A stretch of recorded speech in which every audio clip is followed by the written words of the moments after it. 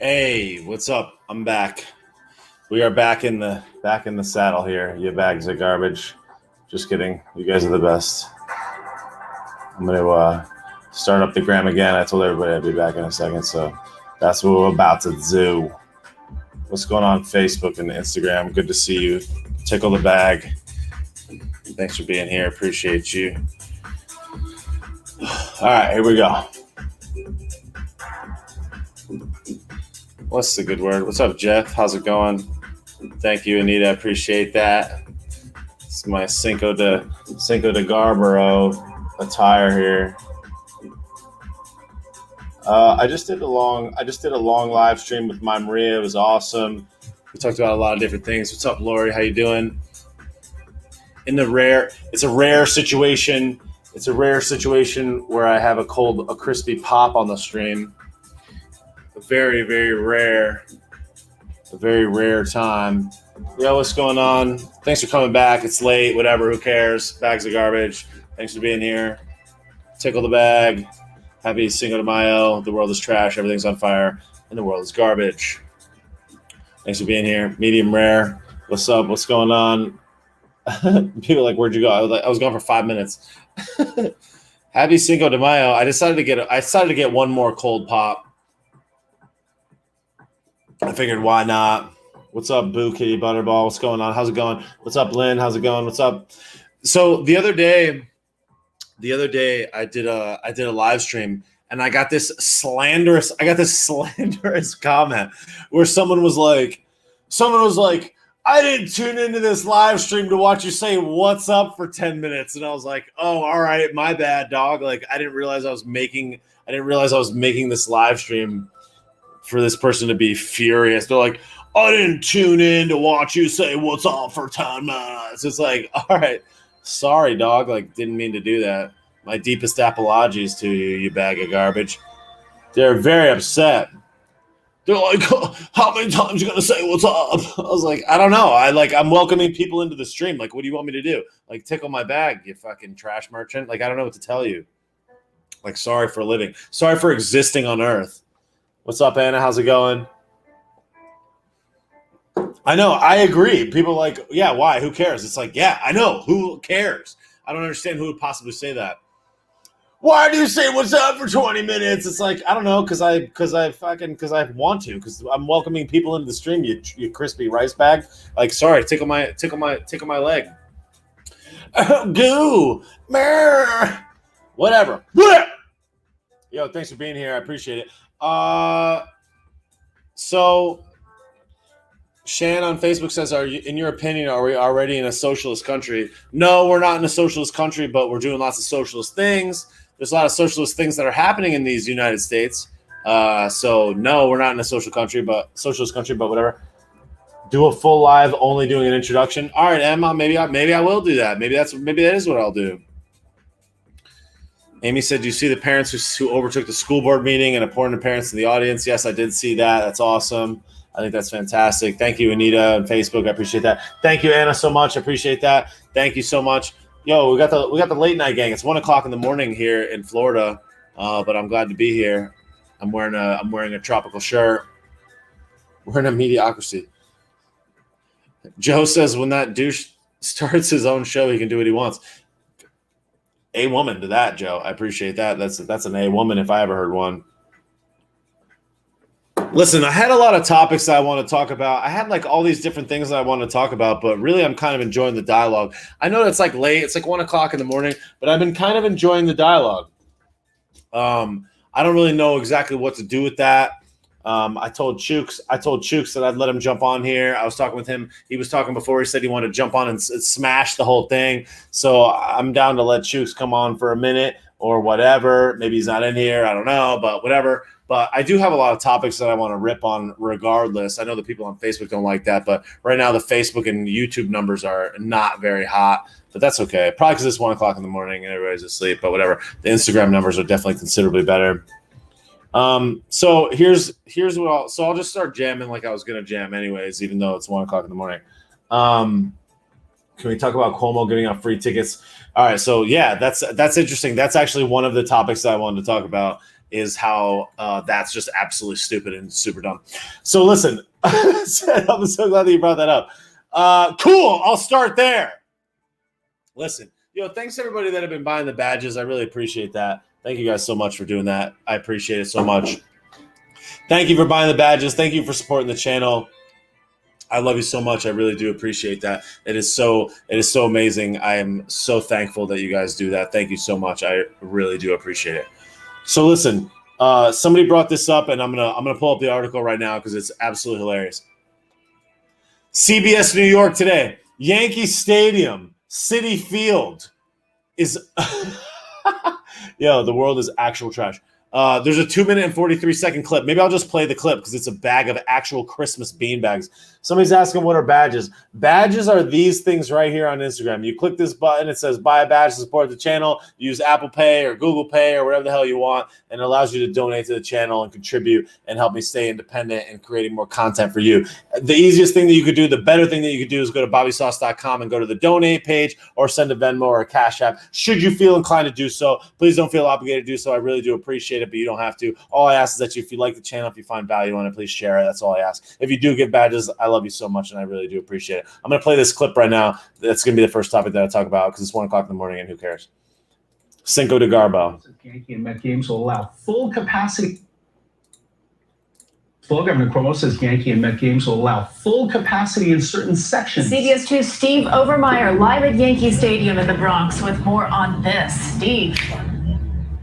Yeah, it's going to feel like real baseball to some fans very soon. May 19th, both the Mets and the Yankees will have certain sections where fans who have been vaccinated can sit. And in that area, social distancing requirements will be lifted, though they will still be required to wear the face mask. Though there's also one no incentive. The Mets and Yankees are teaming up to get you vaccinated. To build on the 58% of eligible New Yorkers who've already got the shot, you will be able to get a Johnson & Johnson single-dose shot at the ballpark. Get out! Plus, get a free ticket to the game. A free ticket! On this, we're excited to be part of this. We're excited to have more and more fans in the building because that's what our players love it. Just last night, we heard the volume at Yankee Stadium, even with a limited capacity. New Yorkers are not a shy crowd. They don't sit there and politely. They let you know that they're there. Shut up, you sexually assaulting owl. Edge of vaccination since they've become available. Both ballparks have offered them, even during games. We are currently vaccinating at Citi Field approximately 2,000 individuals a day. We are in the process of opening a drive-through lane. Fans who have been fully vaccinated will now get to sit in sections where social distancing is completely eliminated. Wow! Fans are what make the game. Fair. Fans are also what make memories, and they make Fair. memories for players as well as themselves. Right now, fans are seated in pods, but future tickets will be marked vaccinated or unvaccinated. So if season ticket holders don't have everyone in their group vaccinated, they could be moved to a different section. Oh, wow. And it really presents a sense of normalcy. We're like an ongoing story every single day. It's an ongoing some days story. are good, some days are bad. Sick. And you just hope there are more good days than bad. Oh, yeah. Hey, we expect to have more good days on the horizon. There's one additional note. The ballparks will also be lifting the requirements to prove you have a negative test. But again, that all begins on May 19th. But Dick and Christine, there's a new day coming here, at least for baseball fans, and in New York, no doubt. Oh, sick. Steve, we are looking forward to it. Steve Overmeyer. Good job, Steve. Great job, Steve. Listen, you bags of garbage. Not you, but them, but whatever. Just listen. If you think that the fucking stadium, if you think that Yankee Stadium and Mets Stadium and the organizations that own these stadiums are going to give away free tickets to people that got the juice, you're out of your fucking mind. You know what a free ticket is? That's a taxpayer finance ticket that was purchased with your fucking tax dollars. How stupid do they think that we are? Come on. You'll get a free ticket. That's a free ticket financed by your money going into the government coffers to pay for those free tickets. There's no fucking way that those stadiums are giving away free tickets. That's a bunch of bullshit. That is a government finance ticket. That shit ain't free. That is a lie. So let me tickle your bag for a second. So you're going to tell me that Yankee Stadium and New York Stadium, both which have a New York Mets Stadium, Citi Field, both have a capacity of 60,000 people. So you're going to tell me that the 60,000 people that are going to be sequestered to different sections that got the juice and sections that didn't get the juice. Let me fucking tickle your bag for a second. Have you ever been to a baseball game? Have you ever been to Yankee Stadium? Because Yankee Stadium has an open fucking floor plan that wraps around the entire stadium edges, right? Do you fucking think that they're going to sequester the middle of the stadium? Do you think that they're going to sequester the fucking bathrooms, the beer line, the food line, the fucking popcorn line, the line where you put relish on your hot dog? Absolutely the fuck not. Which means that as you walk in, with your fucking diaper on like a bag of I got the juice. You got the juice? I got the juice. I got the Moderna. As you fucking walk in to this stadium in your fucking sequestered line with people that got the juice, and you walk to your section with people that got the juice, when you get up to take a piss, you're going to walk into the bathroom with people that didn't get it. And you're going to be at the fucking sink washing your hand. You're going to be at the urinal pissing next to them. You're going to be in the line waiting for the pisser. You're going to be in the beer line right next to them. You're going to be in the popcorn line right next to them. You're going to be in the hot dog line right the fuck next to them. You fucking clowns. This shit just doesn't work. I'm in the juice section. Are you fucking out of your mind? Has anybody ever been to a baseball stadium? Are you fucking stupid? They can't sequester all the bathrooms. This is the juice bathroom, and this is the bathroom for people that didn't get the fuck out of here. This is a fucking farce, a total illusion, a complete fallacy and lie. Have you ever seen the people that are in the fucking sections? Let me tickle your bag for a second. You know who else is in the section? The guy that fucking points you to your seat, the security guard, the police officer, any other person, the guy that sells you the popcorn, the guy that sells you the ice cream, the guy that sells you the hot dog, the guy that sells you the beer. So if you're going to fucking tell me that every single person in that fucking ballpark that works there got the juice, you're out of your fucking mind. You think every single police officer that works in that ballpark got the juice? You're out of your fucking mind. They're going to go and book the cops for the ballpark, and they'll be like, oh, you didn't get the juice? Well, you can't go. Are you fucking out of your gourd? So you're going to have cops that didn't get the juice, vendors that didn't get the juice, people in the stadium that didn't get the juice, and then you're going to have people that got it and people that didn't waiting in line next to each other. Goo. It's like, what the fuck are you talking about? This shit is so stupid. And then we got the J&J. We got a free ticket. That's a taxpayer ticket. No fucking way. These stadiums are like, yeah, let's just give them out for free because we wanted to support the cause. Are you out of your fucking mind? This is total malark.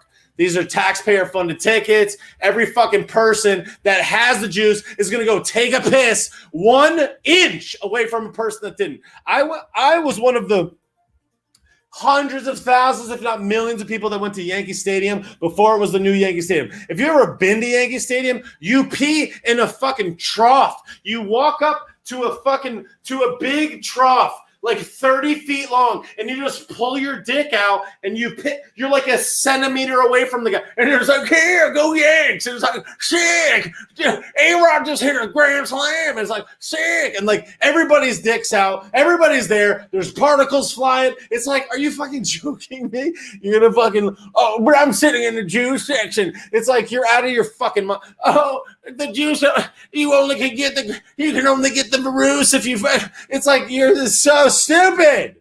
So dumb. Shit is so fucking stupid. People don't understand how oxygen works. It's like, what are you doing? I got the juice. I got the juice. Sick. What section are you in? I'm in the juice section. It's like some guy walks up and he's like, hot dog, and like he's just like particles right in your fucking eye, and you're just like, yeah, and you fucking immediately get. It's like, are you fucking joking me? Like, give me a break. I'm sick, and a cop comes. So and then some guy is going nuts, and he's just like, shit. Like some guy slaps the guy next to him, and then he punches the guy, and then his girl's like, no, Billy, no, and like they're all like, big, and they're all fighting and shit. One splashes the beer, and then the cop comes over, and the cop's like, no, and he puts him in a chokehold. You think that cop got the juice? No. So he's like, particles. He's just like breathing and just like throttling particles at people, and it's just like particles. It's like, oh, but I'm in the juice section. I'm safe. It's like, shut up.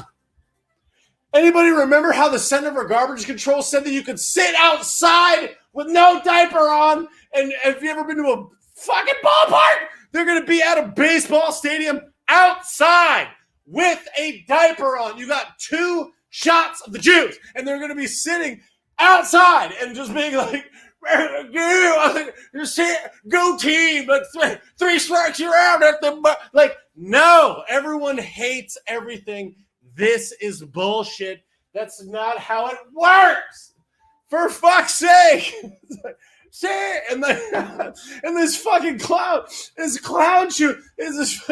They're like, good report, Joe. He's like, sick. He's like, I can't wait to raise my stock at CBS New York. It's like, you're the worst. He's like staying in front of the stadium, like, back to you, Bill. It's like no one, like everyone hates you. Like your story sucks. The story is you can get a free ticket with the J&J. You can get a free J&J. It's like, fuck off. I hate everything. If I listen to another fucking person tell me about how they can't wait to get the second shot, I'm gonna fucking lose my shit. Oh my God. I was like, dog, I was going to make a video about this today, but my fucking piece of shit phone, my new phone, didn't fucking show up until 4 o'clock today, and I had to go out and throttle margs down my throat, and I was just like, damn it. So I'm still on my old piece of shit phone, but tomorrow I'll be on the new one, and I'll shoot a new video. I was going to make a video about this exact topic, and you better believe that I'm going to do it tomorrow, because it's trash. I hate everything. Yo, I'm sick. I'm in the section. I'm in the juice section. It's like, you're not cool. But whatever. Pompeo. Did you know that Krispy Kreme IPO'd today? Krispy Kreme is about to become a publicly traded company, for fuck's sake. I'm sick. Sugar discs. I'm gonna go down and get it. Yo, let me you want me to fuck you up right now? All right, I'll fuck you up right now. No one's gonna answer, but whatever. By the time you see this, you'll get it. Here, listen, let me tickle your back. Krispy Kreme. Krispy Kreme, aka Diabetes Discs Incorporated, is owned by a company, a parent organization called Jab Holding Company. Jab. It's lightheartedly called Jab. Diabetes Discs Incorporated. Holy Christmas. Wow. What a glazed donut. Wow. No, the world is trash. So if you guys want to invest in people just dying of obesity, grab yourself. What's their symbol? DBTS? I'm going to look at what the Krispy Kreme signal is, or symbol is. It doesn't say. Oh, KKD, Krispy Kreme Donuts. Get it. I get it. Diabetes Disc Inc. Diabetes Inc.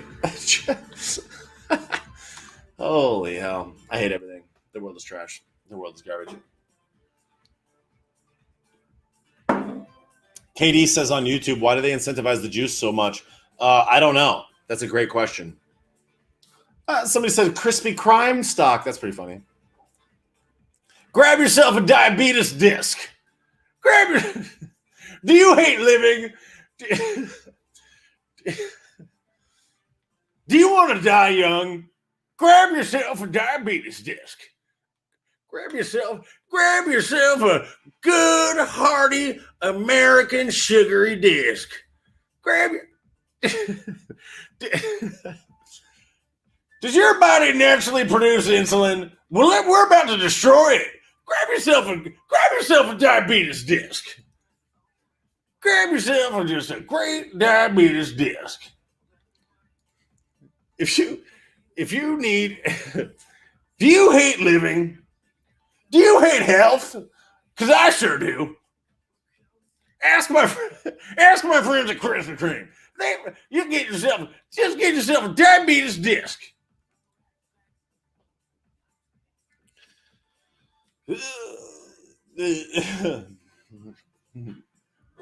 Are you sick of being alive? Are you sick of living? Grab yourself a diabetes disc. Holy hell. Whatever. Oh God. I can't wait till like 3 years from now when I do these at 1 o'clock in the morning. There's like 5,000 people watching them. Because it's gonna happen. But it's just funny. You guys are some of the select few here in the early days. You know, we got Jay Schmidt in the game. Nice. What's up, bro? How's it going, beanbag? Yeah, no, there's gonna be like 5. Yo, mark the bottom of my bag and put it in your bank account, because I'm telling you, in 24 months' time, there's gonna be thousands of people watching these at 2 a.m. I'm just gonna be like, sick, get yourself a diabetes disc, and people are like, ha, like all over the planet. And like right now, there's like 100, there's like 125 or so in here between the two. Sick. It's like, there'll be more, and like a couple thousand people watch it tomorrow, and that's fine. I'm fine with that. But like, there will be a day where like there'll be 5,000 people in here, and I'll be like, "Sick, grab yourself a sugar disc." Fuck. All right, so let me move on to the next. Topic. Holy hell! People said if they're not dead, I mean, I hope they're not dead. Somebody on Facebook, Rose from earlier, Krispy Kremes are nasty. Yeah. Where do I buy sauce stonks? Yo, I'm gonna sell a Bobby sauce. I'm gonna sell a Bobby sauce NFT. it'll be a picture of me. It'll be a video of me going diabetes discs, and I'll sell for $1.50. People will be like Bobby sauce to the moon. It'll be sick. I'll raise 100,000 clams. Oh God, it'll be sick. Last check, there was 118,000 reactions. That's not good. All right. So, holy shit, I hate everything. Listen, I want to talk about this other topic, which is exceptionally a bag of actual Christmas sticks on rice with a bag of garbage au jus. Look, AOC is a garbage merchant. Let's not get it twisted. Everybody knows it. It's no surprises here. AOC is an actual twisted bag of actual trash. This woman has absolutely no idea what goes on in the entire world. She's a completely clueless, totally ignorant, totally financially illiterate clown sneaker. But I wanted to take a few seconds to talk about AOC, because she is just really just a bushel of trash. She literally doesn't have the slightest clue how any single thing works on the entire planet of Earth. Yet this image that she posted on the Instagrams has 598,000 likes. Huh! Yo! Oh, here we go. Let me tickle your bag. Listen. AOC is a complete trash merchant of the highest order. And let me just tickle your bag for a second. Oh my God, this lady is so dumb. She is so dumb.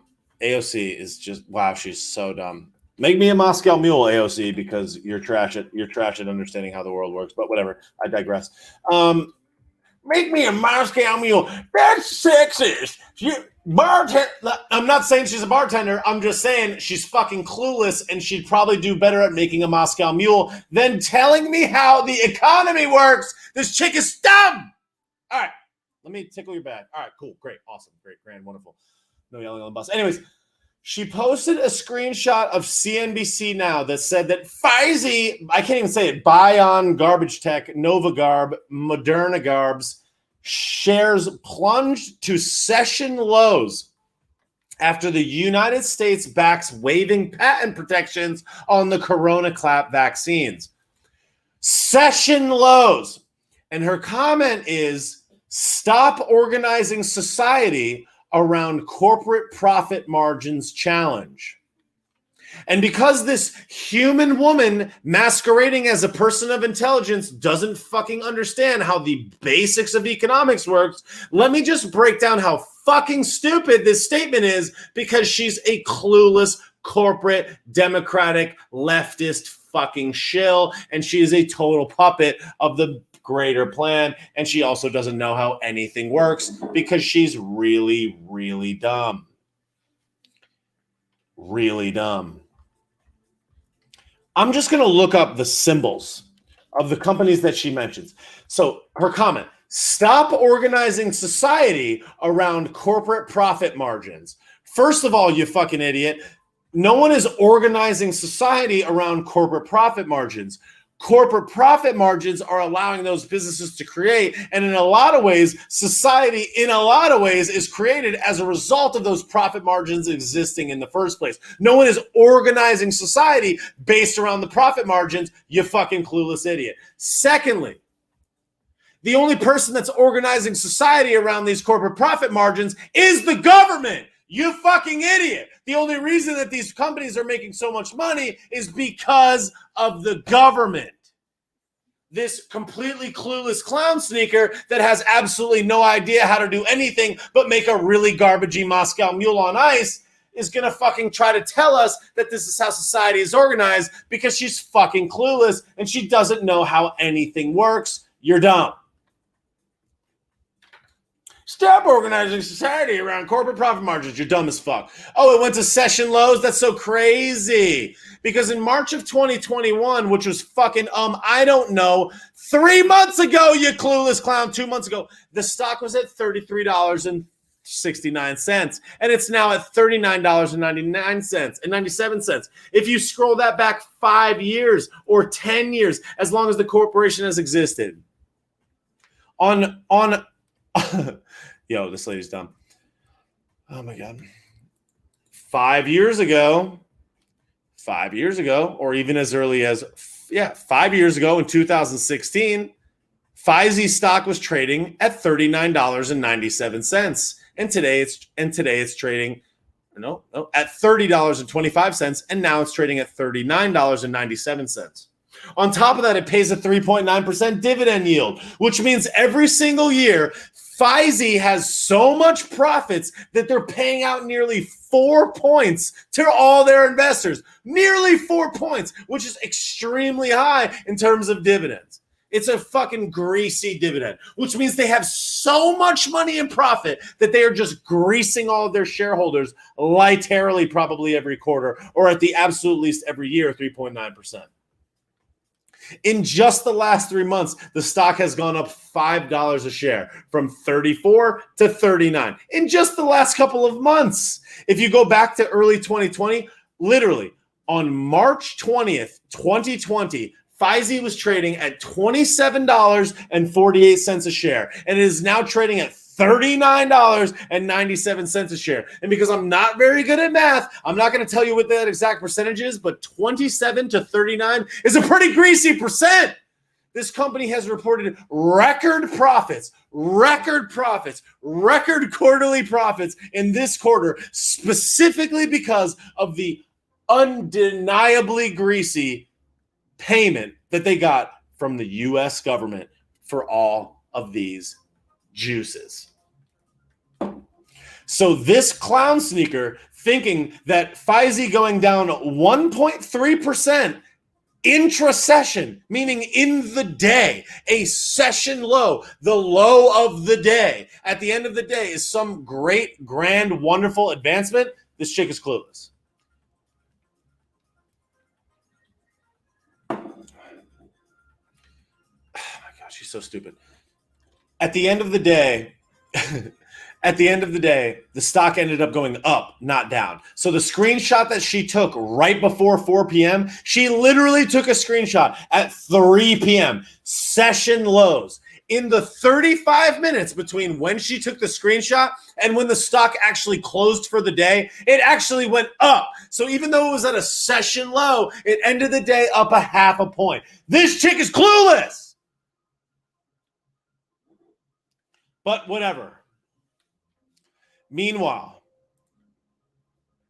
Just Pfizer Incorporated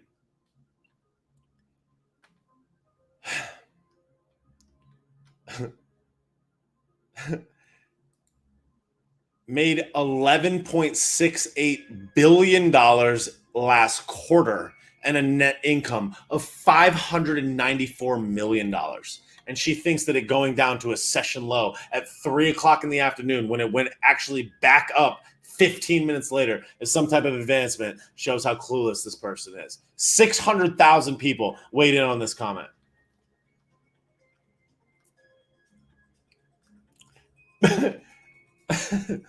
Go AOC! People over profits. 382 likes on that comment. People over profits. These clowns don't even understand that people benefit from profits, but whatever, who cares?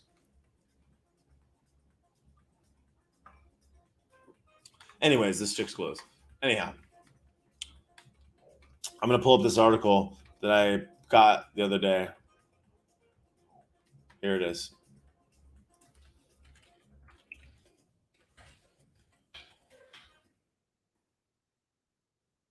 New York Times today.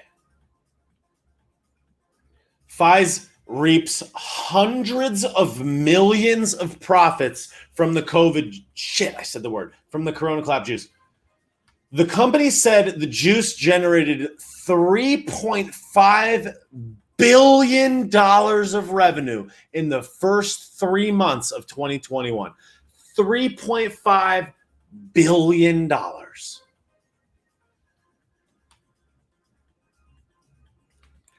In revenue in 3 months. That's 1.2 and change billion dollars a month from just the juice. Just the juice. That translates into $900 million in pre-tax profits in the first 3 months of the year. $900 million in pre-tax profits in the first quarter of the year. Last year, they did $594 million for in one quarter, which means that their quarterly profits have nearly doubled on the taxpayer dime in 3 months. And this literal clown shoe think that it's an advancement that it went down to session lows at 3:30 in the fucking afternoon. You're clueless. But whatever. Who cares? She's so woke. Sick. Yo, everybody's trash. I don't even know. What do you even like? It's like, what could you possibly even want?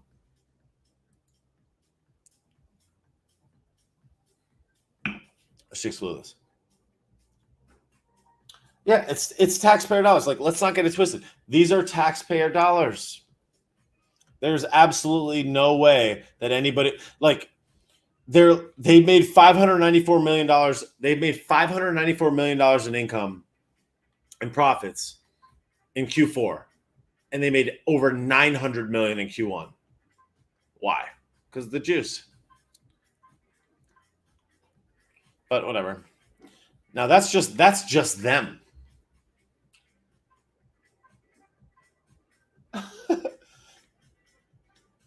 Someone says, do I need to vaccinate my snake? Yeah. Fuck, I said the word again. Son of a crispy penis.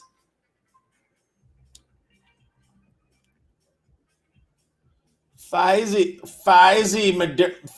shares plummet after the Joey Baseman administration backs a patent waiver. Wow, they plummet. Wow, the shares plummeted after they just made $900 million in 3 months and paid out 3.9 points to their fucking shareholders. Who gives a fuck if it plummets for a fucking day? These people are so stupid. People don't understand how fucking dividends work. You dumb. God, you're fucking stupid. Like people, I wish people had a basic understanding of how finances work, but no. Shares plummet. Shares are plummeting. It's like you're real dumb.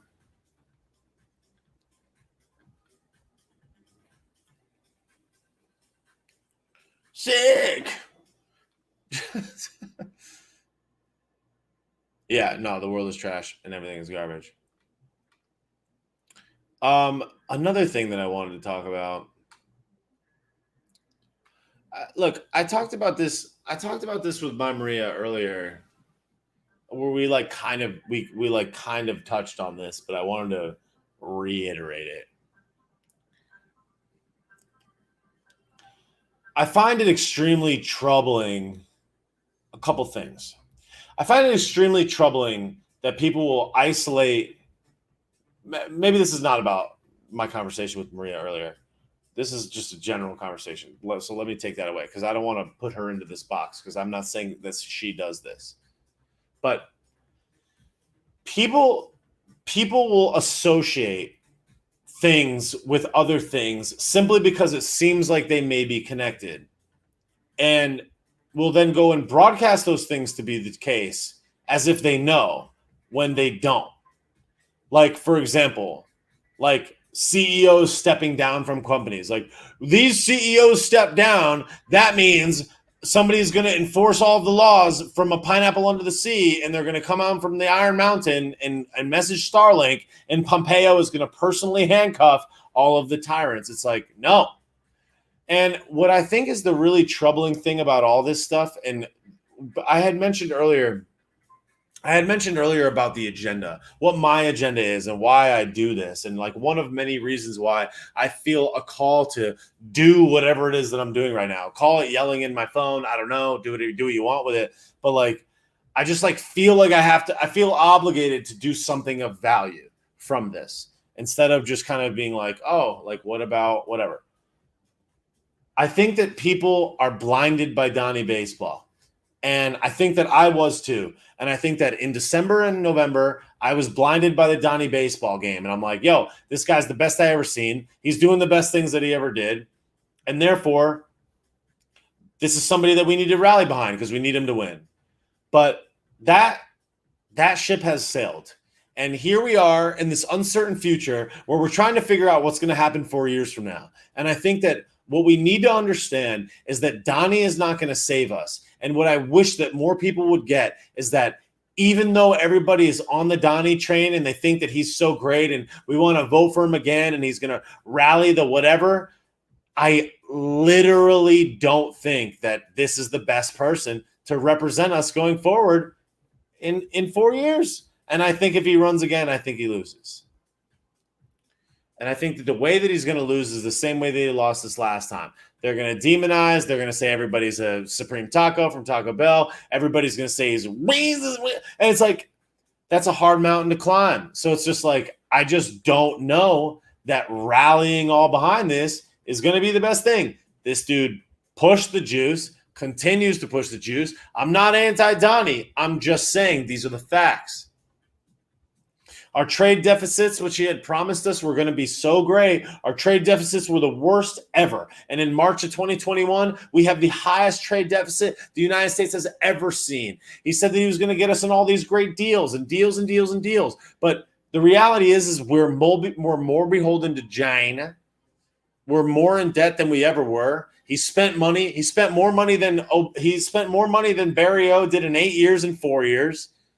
I mean, it's like, I'm pro Donnie, but for Christmas' sake, it's like let's not glorify the guy. Like this dude spent us into oblivion. He did not do what he said he was going to do with the trade deficits. He pushed the juice on everybody. He allowed Section 230 to exist for all the social companies.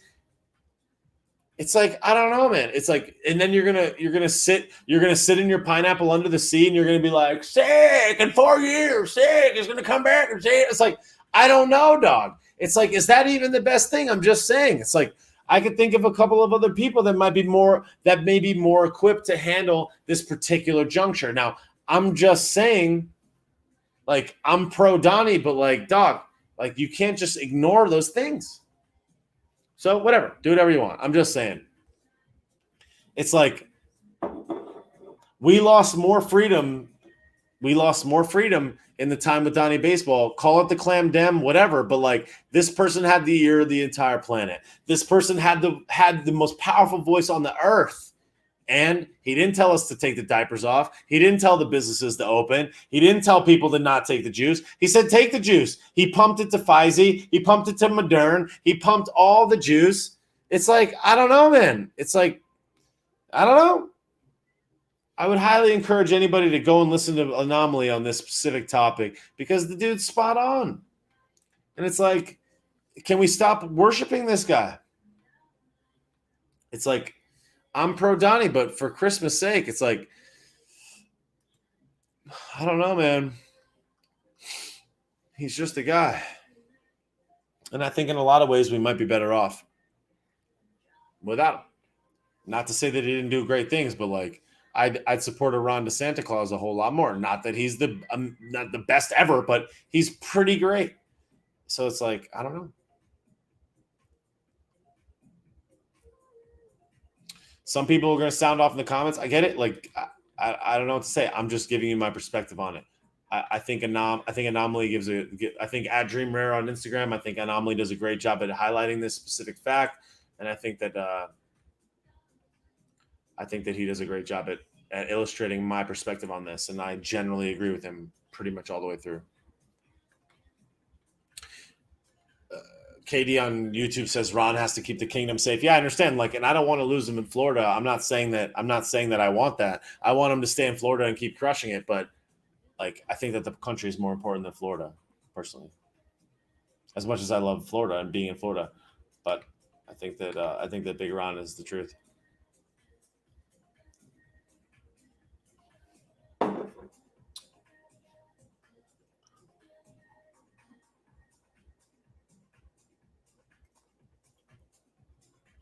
Big facts, large facts, the largest facts of all time.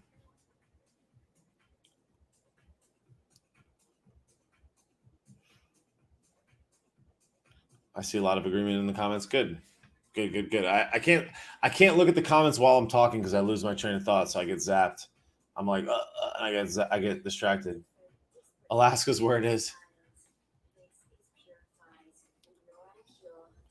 I mean, Candace Owens, like, I love Candace Owens, don't get me wrong, but she's like, I think she's younger than me.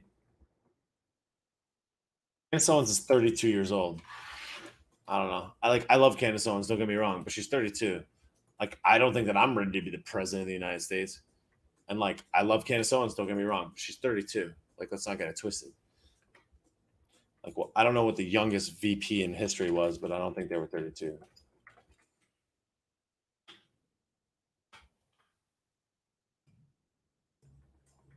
The youngest person to become vice president in history was John C. Breckinridge at 36 years old. So she's even 4 years younger than the youngest VP in history. And that was in 1821. In 1821, a 32-year-old person was a lot older than they are now. By the time you were 1821, in 1821, if you probably had kids by the time you were 20 at the earliest or at the latest. He had 7 children. So it's like this guy, one of his children was born in 1946, and he was born in 1921. So he had his first kid at 24. So by 24 years old, this guy had a kid. So 8 years later was when Yeah, he was the president 8 years after his first child. Just to give it a metric, Candace Owens just had her first child at 32, so it's like 8 years later is 40. So if you just use that inference, it's like, okay, so she's 40. So yeah, so another presidential term or and a half, maybe. I'm not saying I don't like Candace Owens. I love Candace Owens. I think she's great. I'm just saying she would be the youngest VP in history. Now we also have the oldest president in history, and he happens to also be a dead person masquerading as a president. But whatever, life is garbage, and the world is trash. I understand. Anita on Facebook says we need young people. Yeah, I understand that we need young people, but I don't think that young is necessarily a metric. I don't think that age is necessarily a metric of a value. Not saying that she doesn't have the value. I'm just saying that, like, imagine. I believe that there might be people that are a little bit more worldly. Like, I love Candace Owens.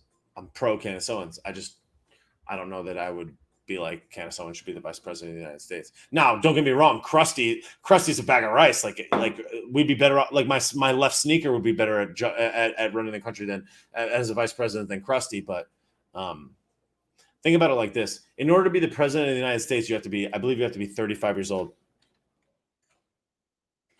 I believe you have to be 35. How old to be president? So if she was the vice president and for whatever reason, yeah, you have to be 35 years old to be the president of the United States. So if she was 32 and in theory the president was to get killed, she literally would not be old enough to legally in the Constitution be the president of the United States. So I don't even think that could even work. I don't even know that they could even do that. So whatever. Tickle my bag. Push me into oncoming traffic and tell me I'm a bag of rice. I don't know what to tell you. So whatever. That's my thought.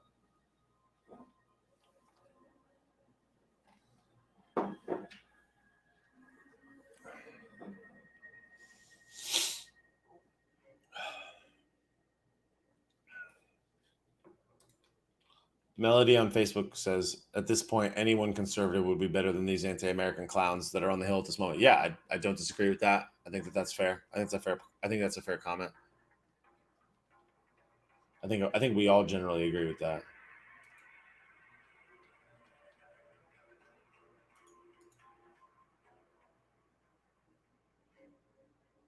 Yeah, people are like she'll be 36 in 2024. Yeah, I understand that, but I'm just saying Kanye. I would not want Kanye to be the president of the United States.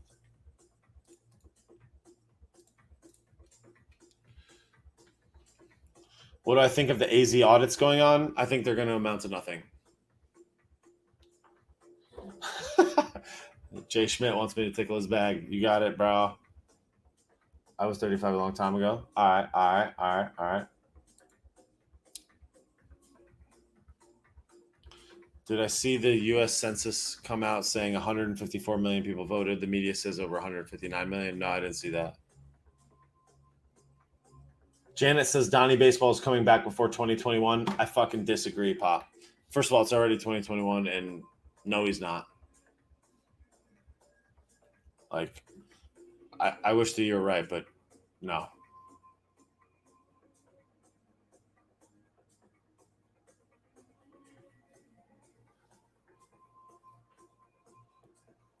Samuel says Caitlyn Jenner for president. I don't know about that, Pop. Maybe. I don't know. Definitely not maybe.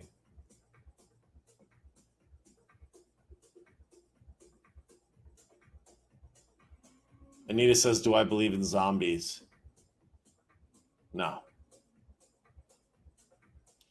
Trump said to tickle his beanbag with a bag of rice, says David on Facebook. Yep. Hell yeah. K Chizek says, who would be your ideal 2024 presidential candidate? DeSantis. Katie on YouTube says Jenner is a conservative. Yeah, I know. But yeah, I mean, I don't know their views yet. So I can't really weigh in, but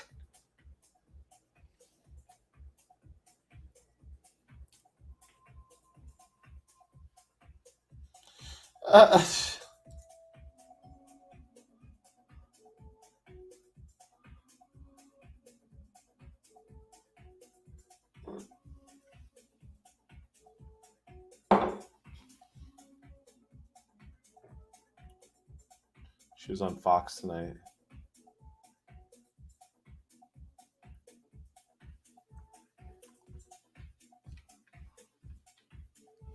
They, them 2024. Yeah, for sure. Yo, who wants to come on and chat for a minute? I know I told Chooks I would let him on and chat. I will let somebody on to chat with me, maybe a couple people on to chat with me, as long as they promise not to say the fucking words that will zap us. I know the people on Facebook and YouTube are gonna be like, "What the fuck?" Because they can't see the person. But I will let someone on here to chat with me for a minute.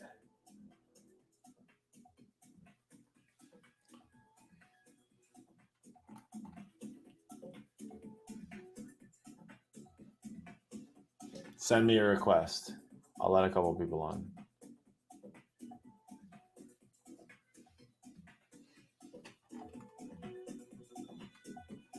All right. My deepest apologies to people on Facebook and YouTube.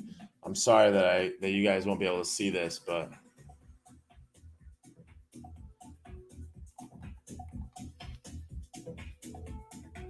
request it.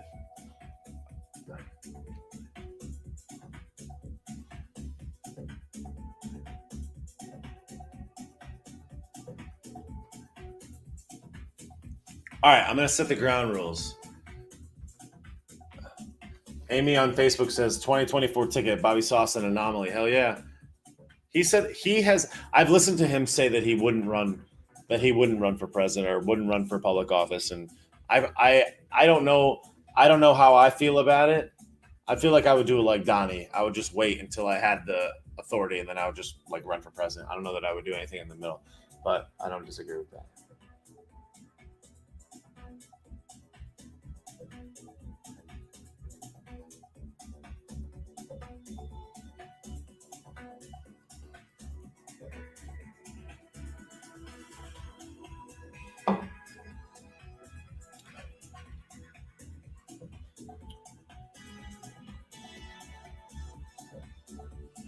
I haven't seen Chooks in a minute.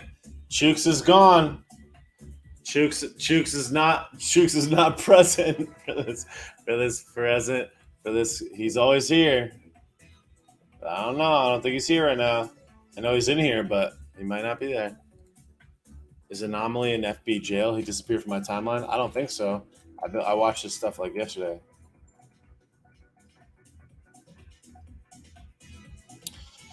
Chooks' beanbag is deflated. All right. No, I'm all right with that. Oh, he sent it to me. All right, then. All right. Yo, all right, listen. I will let you on. Don't say the bad words. And then let's keep it short. We get stuck in here for hours. So let's keep it short. Let's keep it concise. We'll talk for a few minutes and then we'll jam. So I'll let them in here. Sorry to people on YouTube and Instagram or YouTube and Facebook. I'm gonna put my microphone up here to the phone. I'll do the best I can. I hope you can hear it. I know that people heard my Maria earlier, but I'm sorry that you guys can't see him. If you want to see it, go on Instagram. All right, let's go. Oh, Chooks took his invite away. All right, Chooks.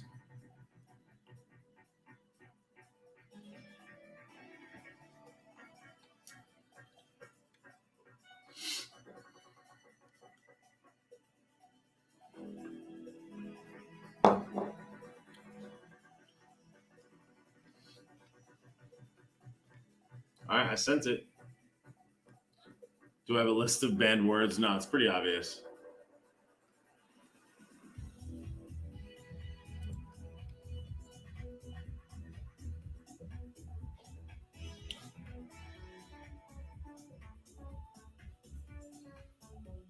Oh, no, I sent it to him.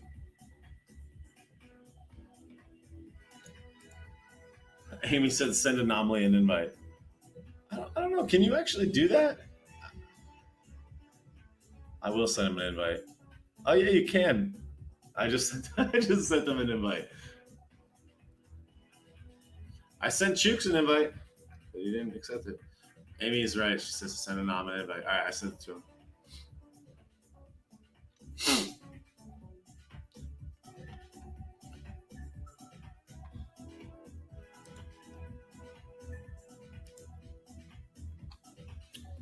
All right, Chooks did not. Oh, is he doing it live right now? Damn, that's too bad.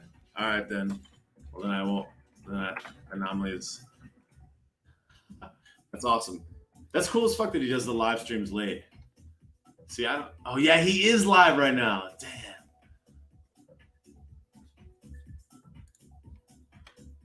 That would be so awesome. He is talking. I see him talking right now. I see people. I opened up the chat with him and I'm like, yo, and people are like, yo, chat with Take Naps.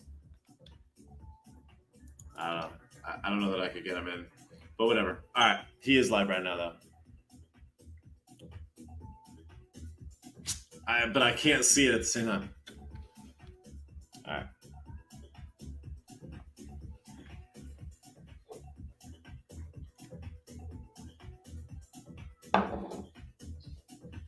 Yo. What's up, fam?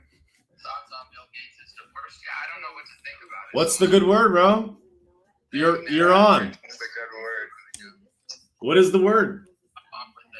The word is we're live. I see people on Anomalies chat telling him to join here. How are you? You just got multiple lives going, huh? You know, stay mobile.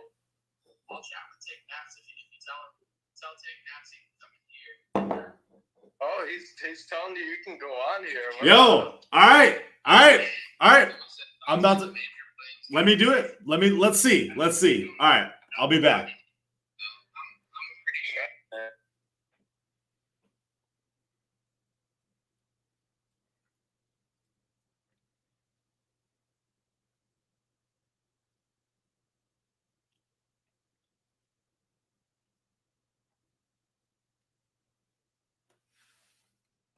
You know, whoever's involved in that drama, that's for them to figure out. I'm not going to put myself in the middle of some sort of personal drama that I know nothing about. So what do I know? What do I think about it? Probably not ideal, you know, if you're running for governor to have that situation, but he'll figure it out and the people involved will figure it out. But it's not my place to really weigh in on because I know nothing about it. So I'm not going to choose sides or say I know people on something. Facebook and Instagram, YouTube and Instagram are seeing it. Someone said their accusations are weak to me. I'm not even like sugarcoating. We'll see if I haven't ask him. even like dove into that rabbit hole. Ooh, Sometimes when there's like a beef, like you had like Keemstar versus like Ethan Klein. I actually watched all those videos. It was interesting to me, so I wanted to see what was going on. I watched the whole thing, and then I made my decision of who I thought I believed. As far as the major stuff, I haven't even looked into it. I'm not saying it just to dodge. Like, I haven't seen it. I've seen people like post, but I haven't like taken a deep dive into it because I don't know. I can't say that I fully looked through it all. Someone said Bobby's on the way. Dope. I like Bobby a lot. I'd be down to chat with him. I don't have that much time, but I'm with it. Thank you. Someone said Colombia is killing unarmed protesters. Please share. I can't take the burden of the whole world. I've talked about it, but I don't know what you want me to do. I have no control over my own country. I have no control over my own state. Someone said you should look at it. I wasn't in Chicago. Someone said attractive women in here. Yeah, there's a lot of good-looking women.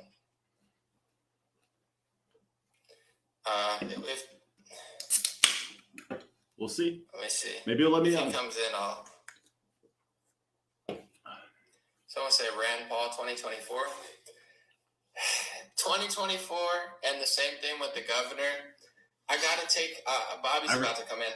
I got to take my time. Like, I don't know who's even going to run in 2024. I could say Candace. I could say DeSantis. I could say Trump. I could say Rand Paul. I could say Ron Paul. I could say Kayla.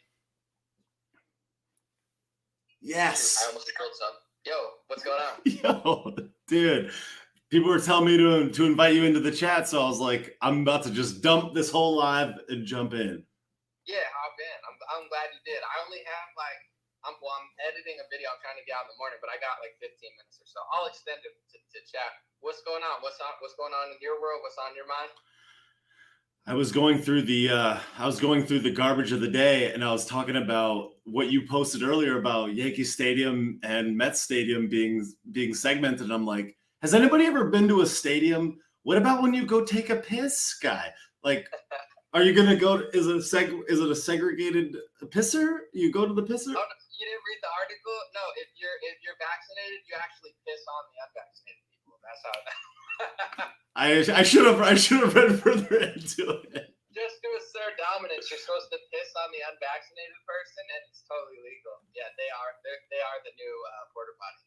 You just piss on them, and hold up your vaccine badge. I should have researched it more, dude. My bad. I gotta read it. Paragraph 4. Yeah, you got it. I mean, you can't just believe the headline. You go down to the bottom. You see it says piss on the unvaccinated. Dude, what a complete. And then did you see that they're giving the free tickets? Yeah, it's so crazy how desperate they are. I think I don't know. This is douchey reading my own tweet, but it was funnier when I said it earlier, and I'm gonna fuck it up. But I'm like, I feel like they're a step away from just like offering sex, like celebrities coming out and being like, I'll bang you if you get the vaccine. It's like, you guys are so desperate, it's insane. Free tickets, free shots. Like, no, I'm good. Yeah, I'll just watch on television. Who was that garbage merchant that said that she'd bang 50 Cent if he changed his vote? What was her name? What's her name again? Which are you talking about? Is it Chelsea Handler? Yeah, that's her, Chelsea. Oh yeah. They like dated for a while. Yeah, no comment. She's a wild one, she's going through it, and she takes it out on the world while she's going through it. Do you think that, so do we, I don't know this for sure, but this has to be the case. Don't you think that those tickets are taxpayer funded tickets that they're giving away for free to these ballparks? I mean, how could it not be? There's no way that they're just giving them away. Yeah, that's a good point. Yeah, they have. That's the bad part about all these bills. Like, I can't lie. Like, I don't read 500-page bills. I try to tap into politics, but when they pass these bills, they say that there's millions of dollars or billions of dollars for vaccine education.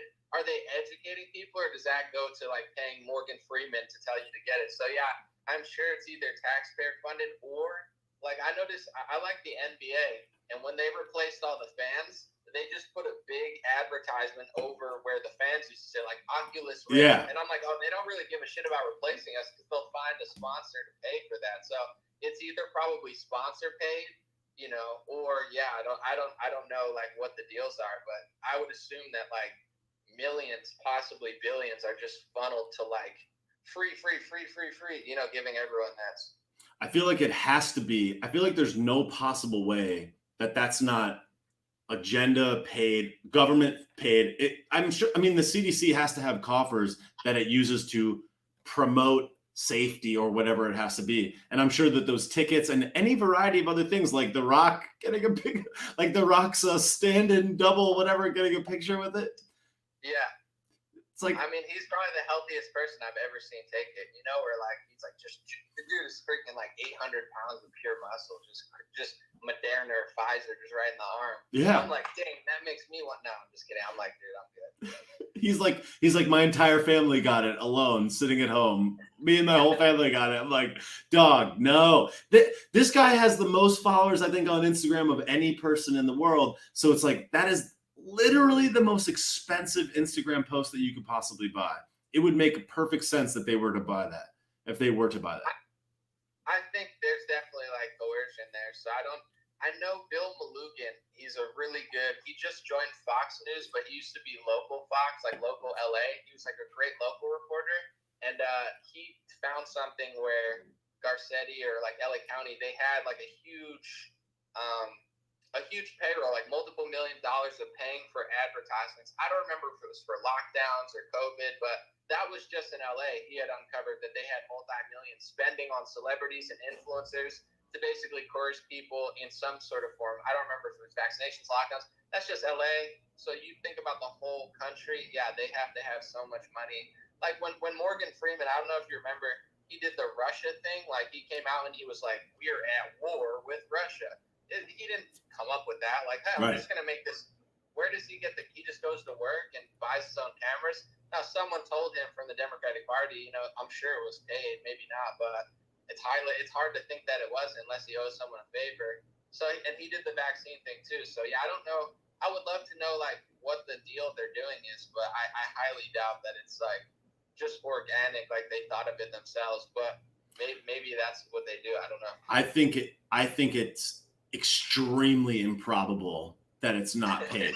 It's like I can't imagine anything that's less likely than that. Because I mean, it's like no, keep talking. I'm gonna find one I found while you're talking. I found one on Twitter. I got advertised it. It was Jimmy Kimmel pretending to be a doctor, and it said promoted by Moderna. So it was like a sponsored ad. I gotta find this one. I don't know if you saw it.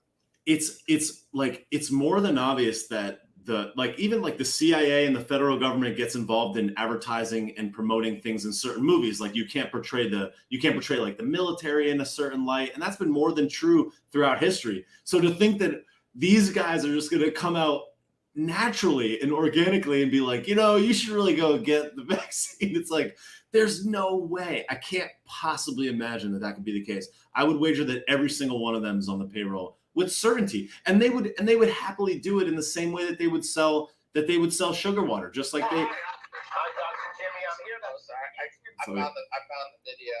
Yeah, no, I hear you. Here's the Jimmy Kimmel Moderna one. Like it popped up as an ad sponsored by Moderna. Like, hiding it. It's so obvious. So I'll just I think it's like a minute, but. I'm Dr. Jimmy. I'm here to answer your questions about the COVID vaccine and specifically mRNA science. This technology could be a real game changer. Let's go out. Talk to real life people. Hello, sir. What's your name? My name is Juliet. And I want to know, what is an mRNA vaccine?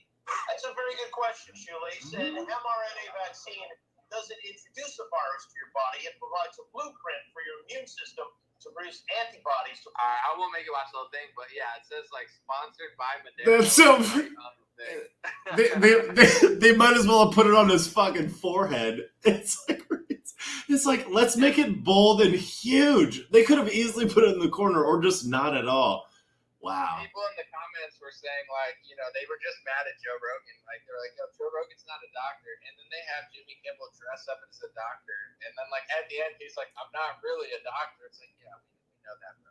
But, yeah, I don't think the numbers are as high as they thought they were. I saw someone tweet that they said it was, like, in the 40 percentile, but it's really in the 30%, like, the 30% plus people.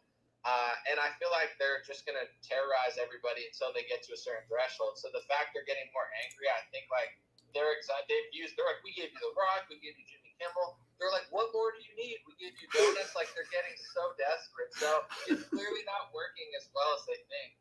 I don't know like what's next. No, I completely agree. I mean, there's really not many other things. Like I think it was in Iowa. It was like all the demand is going down in Iowa.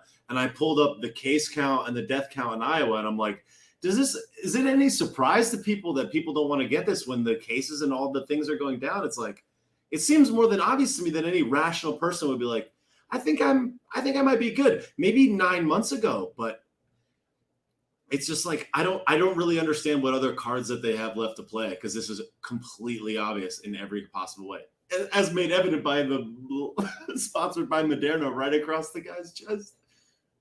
Yeah, I don't know what's next, but hopefully I can go to a Yankee game sometime. I don't know. Well, maybe it's not forever. Not if you don't go in the special section, I guess. Well, you have to wear a mask too. That was in the thing. If you're vaccinated, you don't have to wear a mask, and if you're unvaccinated, you do have to wear a mask. So that's clearly what they're doing is like holding things over your head. And I think like a lot of people obviously want to get out of the house, so that was their whole strategy the whole time was just take everything away from people, hold it over their head, and say you can have it back when you get vaccinated. But I think they fucked up when they said like actually you can't have it back, and that's. Even like Ben Shapiro and liberals were like, shouldn't you give things back to people or else they're not going to want to get vaccinated? What's the point of getting it if you can't even get your stuff back? So I think they kind of played themselves there too, where it's like they're so evil that they forgot they were supposed to like give things back at a certain point, or I don't know what they're doing. When I watched the news story earlier, it said that you have to wear a mask no matter what, even if you are in that section. Yeah, I Imagine, wouldn't be surprised. imagine being outside in a vaccinated section, wearing the mask. I hate everything. It's like we're living in a trash world. This is a bag of shit. Well, what were you talking about? Like, what the fuck? I know everybody asks me the question all the time. They're like, what do we do? And I'm just like, spread the message, I guess. Like, I really don't know what else to say other than that. Yeah, I guess it's tricky where it's like, they say change yourself to change the world. So you can do what you can do, but you can't like force people to do something. But it really is a numbers game where if you live in Idaho and your community says fuck it, it's over. Like I was in Arizona and I went from California to Arizona, and right when I got to Arizona, we stopped at the gas station. Nobody had a mask on. The lady who worked there didn't have a mask on. So it's like people are living in two different realities. In California, the gas attendant has a mask on. In Arizona, they don't. In Arizona, I got to the hotel thinking, I hope they don't bother me. And all of them had no masks on, the staff. But then if you go to California, all the staff has the mask. So it's like, it's all really mentality. So if enough of your community just says no, it's over. I live in a county where there have been restaurants who've been open indoors, outdoors, masks, no masks. I've seen it all, and they're all, for the most part, fine. Because they just didn't play along. And they're like one of the only ones. If everyone did it, it would have been way easier. So really, it's hard to tell people what to do. But if enough people stop playing along, it's literally that simple. But you can't force someone to do it.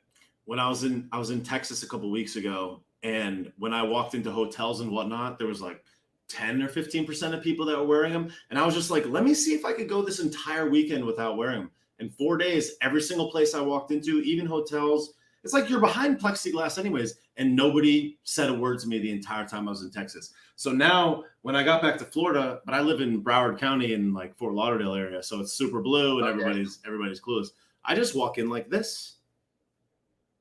And nobody, and like that's been my way of doing it. I'm like, and if somebody was to say anything to me, which literally not a single person has, I'll be like, oh, sorry, I forgot. And I feel like that might be an easier way to kind of like ease people into this. Is just like have it like under your chin or something, if that makes you feel better. But literally, no one has said a word to me about it ever since I started doing that. I think swag matters. Like obviously, some people are just gonna like scream at you, but I was getting a slice of pizza at this like Italian restaurant, and he like I'm ordering at the thing, and this guy comes up and he's like, "Hey, do you need a mask?" And I'm like, "No, I'm good, bro. I'm gonna take that." And I just kept going with it, and he let it slide. But then this biker came up who probably was tougher than me. I mean, he was on a bike, or maybe I look scary. I don't know. I don't think so. But the biker came up and got rejected. They told him to like fuck off or something. He like drove away. So I'm like, I think it like I didn't hesitate or like I wasn't like he's like, do you need it? I was like, no, I'm good. I'm like, I'm gonna get that, and just like I blew him off, but kind of with the energy of like, if you come back my way, I'm gonna fucking flip out on you. Like I kind of gave him that energetic jab while being like, let's not go there. And I feel like he probably was like, all right, I don't feel like I was seeing now. So that's kind of my vibe. And I seriously like if they push it outdoors or something, I'll be like, you got to stop treating people like animals and slaves. Like, I'll say that. It gets very uncomfortable, but I don't know. I get uncomfortable, so don't hang out with them unless you want to see. That's a good response. I've heard you say that many times, like I'm not an animal or a slave. They're just like, and I tell them, and then I was in Texas, and I asked the lady behind the desk, I'm like, do you know when the mask mandate ends? And she said, no. I'm like, because there is no end date, because it's not based on anything. Right. And I put the mask on, and I was like, aren't you tired of treating people like this? And like, I just had like a 3-minute talk. I kind of felt bad because I know she's not responsible, but I'm like, seriously, like, I know Gina Carano got fired for a post being like, oh, how did Nazi Germany start? I never was like, oh my God, that's so terrible. And it's like, regardless of what you think, it's like, no, a lot of things that happened in the past that were bad, it was just people following orders they knew weren't right. So it's, it's like that people got so mad at that, but like, yeah, everyone's like, I don't believe in it, but I'll just do it. That's probably how certain things start. I think it was so funny exactly how you said you were talking about how those people are posting on TikTok like, I don't want to take my mask off outside, or people will think I'm a Republican. It's like, yo, what is wrong with you? Like, how could you possibly think like the science literally said that you don't have to do. I saw a video of Kamala and her husband kissing with the mask on before they separated the other day outside, both vaccinated, and it's like these people are sick in the head. It's like they really don't care about it at all. It's not about the science by any stretch of the imagination, as made evident by the fact that they'll say stuff like that. It's like this literally will never end. And you saw the clip with Whoopi Goldberg being like, I'll wear it till I'm 90 years old. It's like, what are you talking about? Why would you say something like that? I didn't see that, but that's alarming. Oh, I think the Biden and Kamala, they're planting the seeds of programming where they just keep showing you. I'm gonna save you from Trump. So people who hate Trump and love Biden or whatever the dynamic is, they just buy into this sort of thing where that's what they're doing. I think they know better. But the chick that says I want to take my mask off, but I don't want to look like a Republican or an anti-masker. They're just telling you exactly, they're so brainwashed, you could literally get them to do anything. And I felt this way 2 years ago, but I never thought it would go here. I'm not this sick in the head. I could have never imagined this world we live in. But I'm they literally don't, you can get a liberal at this point to do anything because they think up is down is up, left is right. That's a dangerous president. If you don't know anything, you have no common sense, no rationality at all. You are so programmable. You could literally shove a stick up their ass and tell them that you're protecting their respiratory health. Whereas Republicans are definitely fault for certain stuff, but I think they have way more common sense to be nah, I don't know about all that. Whereas the Democrats I'll wear it till I'm dead. It's to own, be a slave for the rest of your life to own the Republicans. It's bizarre levels of I don't know. Submission. Well, you gotta see this video of Whoopi Goldberg on The View. She's like, I'm not gonna go outside until everyone is vaccinated. She goes, I'm gonna wear my mask until I'm in my 90s. I'm gonna look for it here. Yo, dude, I was wear a mask. Is this? I think I found it. Yeah. I got them Twitter fingers. Twitter fingers turn to trigger fingers. That's it. People you might love. Is this it? Understand that it's not. Yeah. You're political. It's not political. Live or die. Live or die. Those are the two choices. That's it. So I'm choosing. I'm opting for living. I'm putting on the mask, and some masks don't make you look good, but I'm going to find the ones that contour my face. But that might not be it. That's not good. So, I don't know if that was the one. No, that's not it. She said no. Type in Whoopi wear mask till my 90s. All right. I mean, that's so sad that people think if you wear a mask, you live, and if you don't wear a mask, you die. That's her logic. She's live or die. It's you're just morbidly obese. You put on a mask and you just look jacked like Arnold Schwarzenegger. You're that would be a funny skit. You just put it on. You're holy shit. This is great, and you take it off. You're just I don't know. Okay. I mean, I put 90s. I'm trying to think of it. 90s. She said, it would be here it is. I found it. Yeah, bro. I was like, you gotta be kidding me. And it's all right. That's a pathetic statement. Let me see. Yeah, dude. Here it is. We need to do this, and it's not gonna allow us to be without masks until we all do it. Because quite frankly, I'm not going outside till I know everybody outside has had the shot. So I'm gonna be wearing my mask probably, into my 90s. That's just me. Does she not know how the earth works? I'm not going outside as if oh my God. Yeah. Do you think she believes that? Here's the question. Do you think she's really that dumb or brainwashed, or do you think she's just saying that? I don't know. I think with absolute certainty that they're being paid to do that. Because think about it. Whoopi Goldberg has been an actress for 30 years. It would be absolutely no stretch of the imagination for them to act like that's how they really felt. I mean, all they would have to say is look, we need to convince people to wear these diapers outside. This is what you got to say. And they'd be like, we're going to buy X amount of advertising. We're going to give you such and such a spiff. You're going to post on social. I mean, these people are not stupid.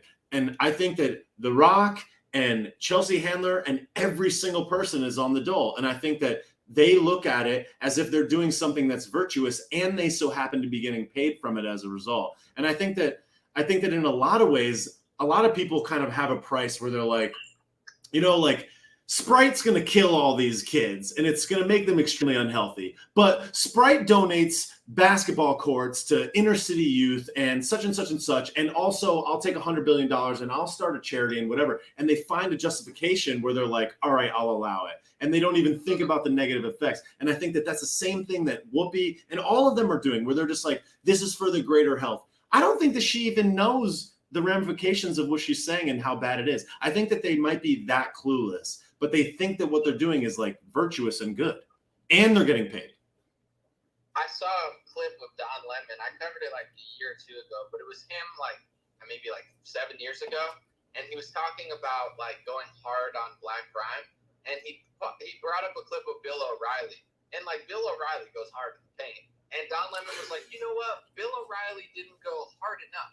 And then Don Lemon went harder on black crime and was like, pull up your pants. Like he was further right than Bill O'Reilly on like black accountability. And this was just 7 years ago. So like, did Don Lemon just completely change? And I think to myself, like, most people I know, they work a job they don't like in order to make money. That's what most of the world does. So Is it really that hard to imagine that Don Lemon's doing the same thing? He's doing something that he doesn't like or doesn't agree with to make money, except he's making $5 million, $2 million, whatever a year, as opposed to like $100K or $50K.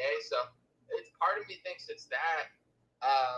And then also, I talked to, somebody who wasn't either left or right, but they were basically like, the world's not fair. And I think a lot of Democrats, they play dumb. And, I haven't fully read Rules for Radicals, but they have a lot of books like that where it's like they play dumb, like they don't know. But in their head, they're thinking, oh, yeah, the world isn't fair. So, like, we're going to win by all costs. But they play dumb because they know it works. But behind the scenes, like Gavin Newsom, like, oh, you can't eat outside, but he's at a dinner with lobbyists. Like, is he that dumb or that hypocritical? Or does he just think, if it's not me, someone else is going to be doing this shit, so I might as well be the top dog. It's hard to figure out who these people are, but I think it's a combo of all of that and what you said, where like some people really think they're helping the inner cities. But yeah. My dad said to me a long time ago, because I was like, how could this person do this? How could this business person endorse this? That's so evil. And he's like, well, what's evil? He's like, if that person donates that money to charity or does some other thing that, like, in theory, kind of like offsets the thing that you think is theoretically bad. He's like, who are you to say that it's bad? And I think that a lot of it is that. And I think that these people just like generally feel like, well, if this saves thousands of people, but some kids have to wear some diapers and it's this and this, then like I can justify it in my mind. And also like, and I'm going to save my family.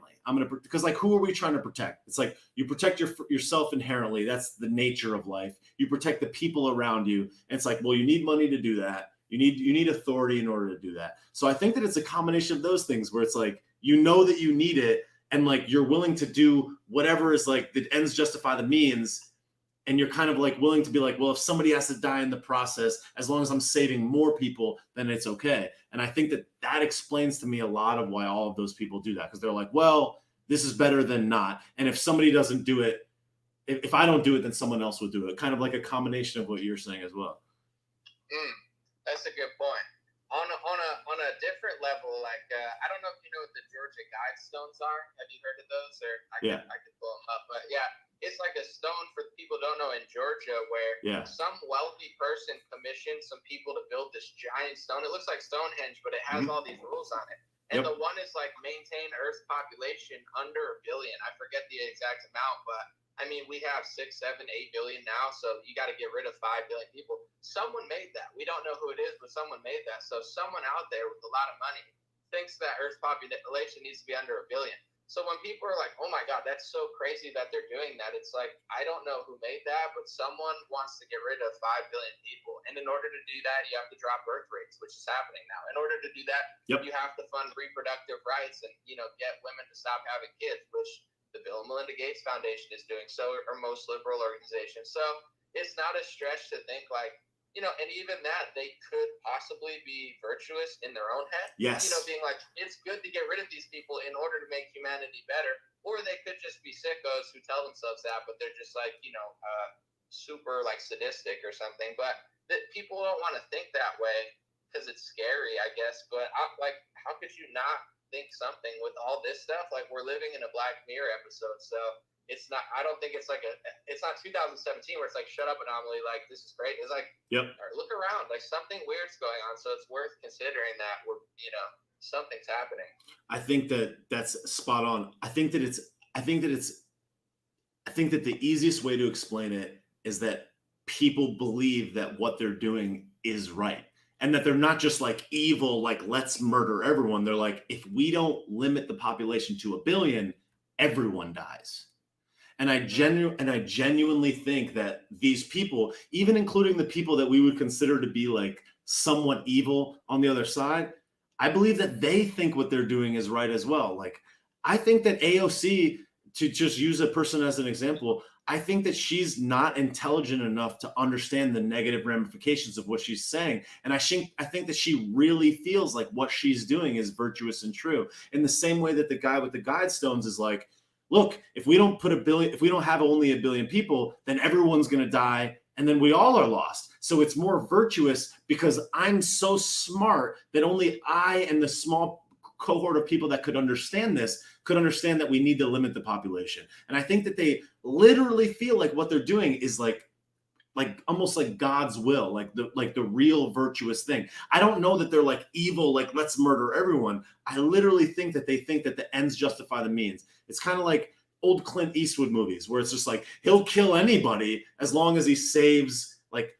everything. He saves America. That's like the story of America. The ends justify the means. If a bunch of civilians have to die in Iraq, but everyone in general is saved, it's okay. And I think that that's how they feel. They feel like what they're doing is the correct thing and it's more virtuous, but we're just not intelligent enough to understand what they understand. There's an old Soros interview where he doesn't do many interviews anymore, but when he did, they had him on television and like he manipulates banks, economies, like he's done it all. Yeah. They'll say that that's a theory, but it's just factual. And he said, if it's not me, someone else would do it. So like his logic, he at least showed why he does certain things. He's like, if I wasn't doing all this, someone else would be doing it. So I might as well be the one doing it. That's how he thinks. As far as like certain like AOC types, like I really believe there's people on left and right who aren't mentally well, but I think the left especially, like a lot of people that I see that get knee deep into left-wing activism, they're also always posting about anxiety and mental illness and having issues. So when I see that CIA ad they put out, Tucker covered it, where like this woman's like, I'm a Latina, Latinx, mentally ill person with the CIA, where Tucker's like, we're glad you did really well, but when you're in charge of such a important position, you should probably be stable. It might be a smart idea, but they're trying to recruit mentally unstable people because those are the easiest people to get caught up in the left-wing activism, and those are easy people to control. So AOC or like Chelsea Handler, she'll be tweeting F Trump, F this, F that, everybody's Hitler. But if you look up her DNA, she actually has Nazi Germany DNA. Like she has German ancestry. She's half Jewish, half German, I believe. So it's like, not only is it like projection, but she also tweets about seeing a psychiatrist or a therapist. Like she's got some issues, but her issues turn into left-wing activism because instead of controlling herself, she's screeching about everyone else. And I think that that's kind of part of the left-wing power scheme. At the top, They know what they're doing. Win at all costs. We want to win. We don't care what it takes. If it's not us, it's someone else. And then they play stupid. And on the lower ends, they use stupid people or brainwash people or mentally ill, unstable people who are easy to move as their kind of foot soldiers. And I think, BLM, I'm not saying people are mentally ill, but it's a genius branding of, using Marxists. These are at the top levels. They'll admit, the people who puppeted Patrisse Cullors and them, that they're using Black anger and Black exploitation to push their Marxist agenda. And everyone falls for it. So they love to like play that game and use emotions to like get people to do things that they don't even know what they're really doing. Yeah. No, and the thing that I feel like the left is considerably better at, generally speaking, than people on the right is sloganeering and just word manipulation. It's like just like you said, it's like Black Lives. It's like, how do you argue with that? How do you argue with the Patriot Act? It's like, how could you squabble with that? They're so good at that. And I think that in a lot of ways, they're just way better than the right is at doing that, at using words to manipulate people's emotions. But they're like you've said before, you're like, these are the guys that are really playing 5-dimensional upside down underwater chess. Like, they're the ones that are really doing it. It's like Donnie's leading us like lambs to the slaughter, and these guys are getting all of these talking heads to scream. And it's like generally speaking, when you look back in history, how do you persuade policy? Volume. It's volume. It's like, who yells the loudest? It's like, why is Derek Chauvin in prison right now? They got a lot of people to yell about it. And like, the police department wasn't even going to arrest the guy. They looked at the information from the case, the body cam, and they're like, they weren't even going to arrest him. But they figured out a way to generate large quantities of volume. And it's just like, it's sloganeering, it's manipulation of words and emotion, and it's understanding that all of those people are the easiest to manipulate. Just like you said, it's like all the Hollywood types and all the people that are unstable, or even ones that aren't. It's like, if they're not unstable, they know that you're either on the winning team or you're on the losing team. And there's an objectively like losing team in the general public square. And they're like, well, I don't want to be on that team. I want to be on the anti-racism team. I want to be on the everybody should be healthy, care about everybody team. It's like so obvious which team you would choose in order to advance your career. You go on the right side, you're Gina Carano, you get plowed. And so does everybody else. It's like, it's so obvious that they're just like, all right, I'll just do that. Because otherwise, my family is in jeopardy. My income is in jeopardy, and the ends justify the means. So I have to do this to protect my children, to protect myself. And I feel like most people, like, even if they're on the edge, they're like, all right, I'm going winning team. Yeah, that's a really good point. Word manipulation, sloganeering. Gina Carano, someone, I know she follows me and her boyfriend or husband. I'm not sure if they're married or not. They both follow me. They're both awesome. I watched her on Ben Shapiro, and she seems so kind, so vulnerable, so like thoughtful. And I could tell she's hurt because she's such a nice person. And most nice people, you know, they don't want to cross that line because they make you look like a monster. And she so clearly isn't. But it's like so many people don't know how to combat the left because they have so many attacks where I'm watching her in the Ben Shapiro thing and I feel so bad. I'm like, she's such a nice lady. She's not that political, but she knows in her heart and soul that what they're doing is wrong. And it's such a sacrifice socially and even work-wise just to combat them because they're sickos. And they do a good job. Even I was thinking the other day, you know, everyone says, F California, F this city, F that. But if you really think about it, California, I would say, is one of the nicest pieces of land in all of America. I mean, it has some of the nicest climates. It has everything from mountains to, you know, Yosemite. It's a beautiful, you don't want to lose California. Like, right. The Republicans did lose it, but like, you don't want to. Same with Texas, like Dallas has now been lost to the liberals. All the cities in all these, you know, areas, they're cities because they're in good locations. When cities first started, they're by the water, they're by the river because they could transport. It's the most desirable land. You know, Florida's like 50 to 100,000 votes away from losing any election. It's always like 50-50. So you don't want to lose these areas where I think Republicans are like, F it, oh, well, we'll just move to screw the cities. It's like, but Joe Biden voters, I just saw an article, they control 70% of the economy. You can't run a free market economy if you don't control anything. You don't control any major city. You don't control any of the best land in America. Eventually, you're going to lose, let alone, like you said, you don't control the culture.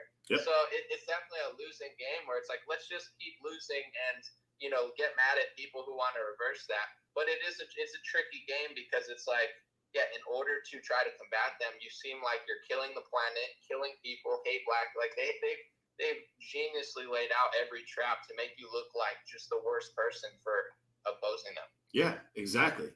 No, and that's exactly right. And that's the thing is like the illusion that the right or whatever is winning is completely that. It's like you just said, all the best land in America, all the major cities, all the economic hubs, all of those things. And when they look out at people that are, it's like, oh, you have the empty farmland. Oh, you have the plains, you have the nothing where nothing is happening. Like these people are crazy. And just like that, you can sloganeer and word manipulate your way to even say they're clutching onto God and guns, just like Obama did. It's like They're so good at that. They're so good at manipulating words, and they arguably are winning the game. As much as I hate to admit it, it's like they've got everybody wrapped around their finger, and they have control of all the major cities. And when you really look at it, they have control of all the major world leaders. China, I mean, Canada is in the back. I mean, every major leader is like pro Biden for the vast majority of them. They're not pro Donnie. So it's like, yeah, they're like objectively winning across the board. And I think they know that, where I think, a lot of people think that they're doing this or that. Like, just talking to certain people, I realize, like, they're playing chess, like you said, like Bill Gates style. Like, he's not messing around. He's got farmland. Apparently, he's got a side chick. I don't know. I just read the article, but apparently he's even got chicks, and he's out like, he's out swanging around. Like he's like, call me Daddy Bill. Call me Daddy Gates to you. I'm like, okay, this guy's doing everything. GMO mosquito, side chick, the dust cloud. But these are the people that are, I think the good thing about the last couple of years is so many people have woken up to it. And now, instead of just your typical conservatives who, I mean, there were the Andrew Breitbarts and the Rush Limbaughs who made huge strides, and I don't want to take anything away from them. But you have now all these like people who see both sides and can, attack it from within, in the sense of like, oh, I worked in Hollywood. I know how it works. So that it's for the first time ever, at least in my lifetime, I see a shift definitely like curving the other way. So the question is like, is it too late, or is it just the beginning of like the pushback? I really think like, even looking at comments and stuff, like it's not popular what they're doing on Bleacher Report, on LeBron James and stuff. Like, he's getting ratioed consistently.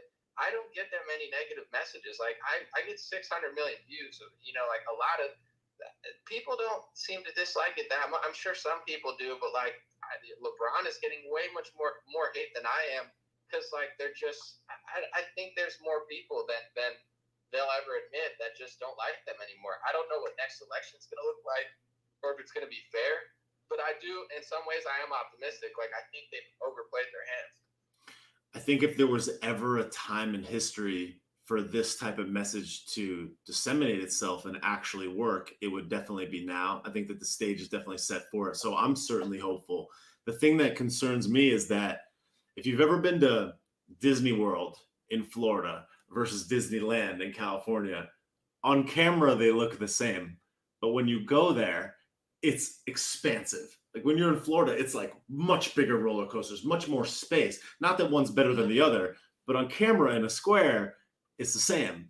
And I think that it's the same thing where, like, if a news camera looks at a group of people, they can make it look like everybody in that town is rioting. And I think that no matter, like, the problem is that no matter how much support we get, they always have the lens, and they always have the sloganeering, the emotional manipulation, and that leg up, where it's like, even if we were able to get the volume, they have other tactics that we have to be aware that they can manipulate. So we have to like see even beyond it, where it's like, no matter, it's like you could have 100 people in a room and they could have 20, but they can make it look like they have 100, make it look they have 100. And if we can't figure out how to convince everybody to understand that that's the case, even if there's an uprising, it's almost like we're doomed, because it's like, if you can't get in front of that lens, you really can't get that global broadcast, because someone in Australia isn't going to know other than what's on the lens. You know what I'm saying? Totally. With the George Floyd thing, like, they dominated that narrative. They dominated the fundraising, and every conservative talked about it for months. And then they talked about it again. And the second it ended, I swear, the Malia Bryant one, or Makia Bryant one. Yeah. And I only saw it because conservatives were talking about it. It's okay to weigh in on. I'm not saying don't talk about it, but like, the left definitely knows how to set the narrative, set the lens, and the right seems to know how to play in that lens. So that's the tricky part, where it's like, can you set your own narrative? I shared the woman, I think her name was This Is Savvy. Maybe she has a big TikTok. I'm not on TikTok, but it seems like she's pretty famous on there. Where I loved her response, because it's like, it wasn't just like punchy. It was punchy, but like so chill. Where it's like, that's the type of thing where, it seems like it's effective. Where can you set your own narrative, or can you like combat them without living so far in their world that you're never on the offense. And that was Trump's presidency. I don't know if it was purposeful or not, but Russia collusion from day one, they dominated the narrative. I didn't even know, and I'm pretty good, but maybe I was dumber in 2016. I didn't even know that Republicans had the House, the Senate, and the presidency. It sure didn't seem like it. Yeah. Alex Jones got taken off of YouTube. They didn't talk about it at all. They didn't give a shit. I didn't even realize that they had power because they didn't act like they had power because they lived in the world of the left for the 2 years until they lost. And it's like, I'm sure that probably weighed on why they lost in general. If they would have executed like actual things instead of just like crying the whole time, I'm sure it probably could have brought out more voters and enthusiasm. Well, that's the thing is it's like, it's almost like if you were to be playing basketball and outside of the referee's view, somebody's elbowing you in the stomach. It's like, if they didn't call it, it didn't happen. You know it happened, but they're doing it anyways. So it's like, you can either be like, what the hell? Like they're elbowing me, or you can elbow. And I think that maybe explains what it is. It's just like, we don't want to, I mean, I can't speak for them, but I would say, like, generally speaking, pure savagery is like not the inherent move. Whereas they're like, yeah, we take everything, destroy everything. It's like, we're not playing with the same degree of, you know what I mean? Of care. And they're like, destroy everything, DC estate, everybody's racist. Who cares who dies in the meantime? It's like, you're playing with savages. It's like, they'll elbow you right in the stomach and you can either complain to the ref or start elbowing. It's like, there really is no choice. And I think that's kind of the difference. But they'll sloganeer you out of anybody understanding, because it's like, the only way to get ahead is for people to like mentally elevate beyond the bullshit. It's like, I feel like that's the only way out, is like, we can elbow too, but people have to be able to see above it. And the only way to do it is to communicate like this. I really just like don't see any other option, because they have all of the other means of communication controlled. It's like, we have to just be intellectually more capable, because objectively, they've got all the institutions, they got the colleges, they got all the scholars. On paper, they have all the smart people. Yeah, do you see it changing? Like, I get the Facebook data. I just follow something that puts out the data. It seems to be driven by conservatives. It's the biggest platform, statistically. Although it's like Shapiro, which, when he's pushing mandatory vaccination, I don't know how helpful he is. But it's still like, okay, people are leaning to the right somewhat, where I'm wondering, like, do you see more people that are elevating? Like, I see some, and you know me, I'm always like jabbing, and I don't mean to be mean, but I'm like, come on, guys, we can't keep falling for this, because especially after last year, like, clearly this was bipartisan. So, do you see like people making the move, or does it seem like people are so stuck in, playing these games that? I do. I think that the difference is that I think that people, and I hate to be like the right, the left, but I think that generally speaking, people on the right are more critical of all things. Whereas the difference is that everybody on the left is just like, we're all together. It doesn't matter what level or what degree you have. As long as you're on my team, you can suck to any degree. Because as long as you're not Trump and as long as you're not a Republican, then we're together. And the unity they have, the shittiness, the unity of shittiness, I feel like is so strong. Whereas like people like you, it's like, you'll be critical of Shapiro and you'll be critical of all these other people, which is the right thing. But the difference is that they're like not infighting. All they do is deflect to the other side. Whereas like, we're critical of all things, but it's kind of the same thing where it's like, and not that I'm saying that you shouldn't do that, but it's like, that's a thing that they rarely do to each other. All they do is point at the other side. Whereas like, I do think that a lot of great things are happening. And even though Shapiro may be wrong about certain things, it's like, just like you said, like Gina Carano, she's going to have a job. They're making movies, they're producing. So I think that there's certainly more progress there than I've ever seen before. And I'm certainly hopeful about it. I'm not going to sit here and be like, we're dead, it's toast. I know on the left, because I don't know how much really weight they have, but I know like the Bernie people seem to be the disruptors on the left, because like they're just never happy, and they're not pumped with the Biden stuff, understandably. Yeah. But ironically, I think they want Biden to be like further left, and they don't understand why that's a mistake. So it's like they're kind of disrupting, but not enough to clearly, push the scales. We're on the right. Like, interestingly enough, I watched a Mark Dice video on Shapiro. He did one recently, Mark Dice on YouTube, and he kind of went through and I knew some of this, but I wasn't really paying attention to Shapiro and that stuff in 2016. But he was coming out writing op-eds in like August and such of 2016, telling people that, and he was on the television saying, Trump will damage the GOP if he wins more than he loses. So he was kind of telling people like, don't vote for Trump. He's not going to help you in the Supreme Court. If he wins, he's going to hurt our party more than if he loses. So, as much as I question it, it's like, I try not to be too critical, but I'm like, if you're pro-mandatory vaccination, I mean, I don't know what you're conserving for me. You're basically treating me like a slave and trying to force a needle in my arm, or else I can't go to events. Yep. And then if you're a Republican and a conservative, but you're willing to, mislead people to vote for Hillary Clinton over Donald Trump as a Republican in 2016, there is some, like, people always use the term controlled opposition, and I think it's exaggerated because, yeah, he has Candace, he employs a lot of great people that I like, but it's like it is a little odd where I'm like, I don't know who this guy is, where he's I don't know. It's just, it seems a little odd. Yeah, I think that it's unfortunate because I think that it comes down to like depth of understanding. Whereas like the vast majority of people won't look even a foot beneath the surface of what is projected at them.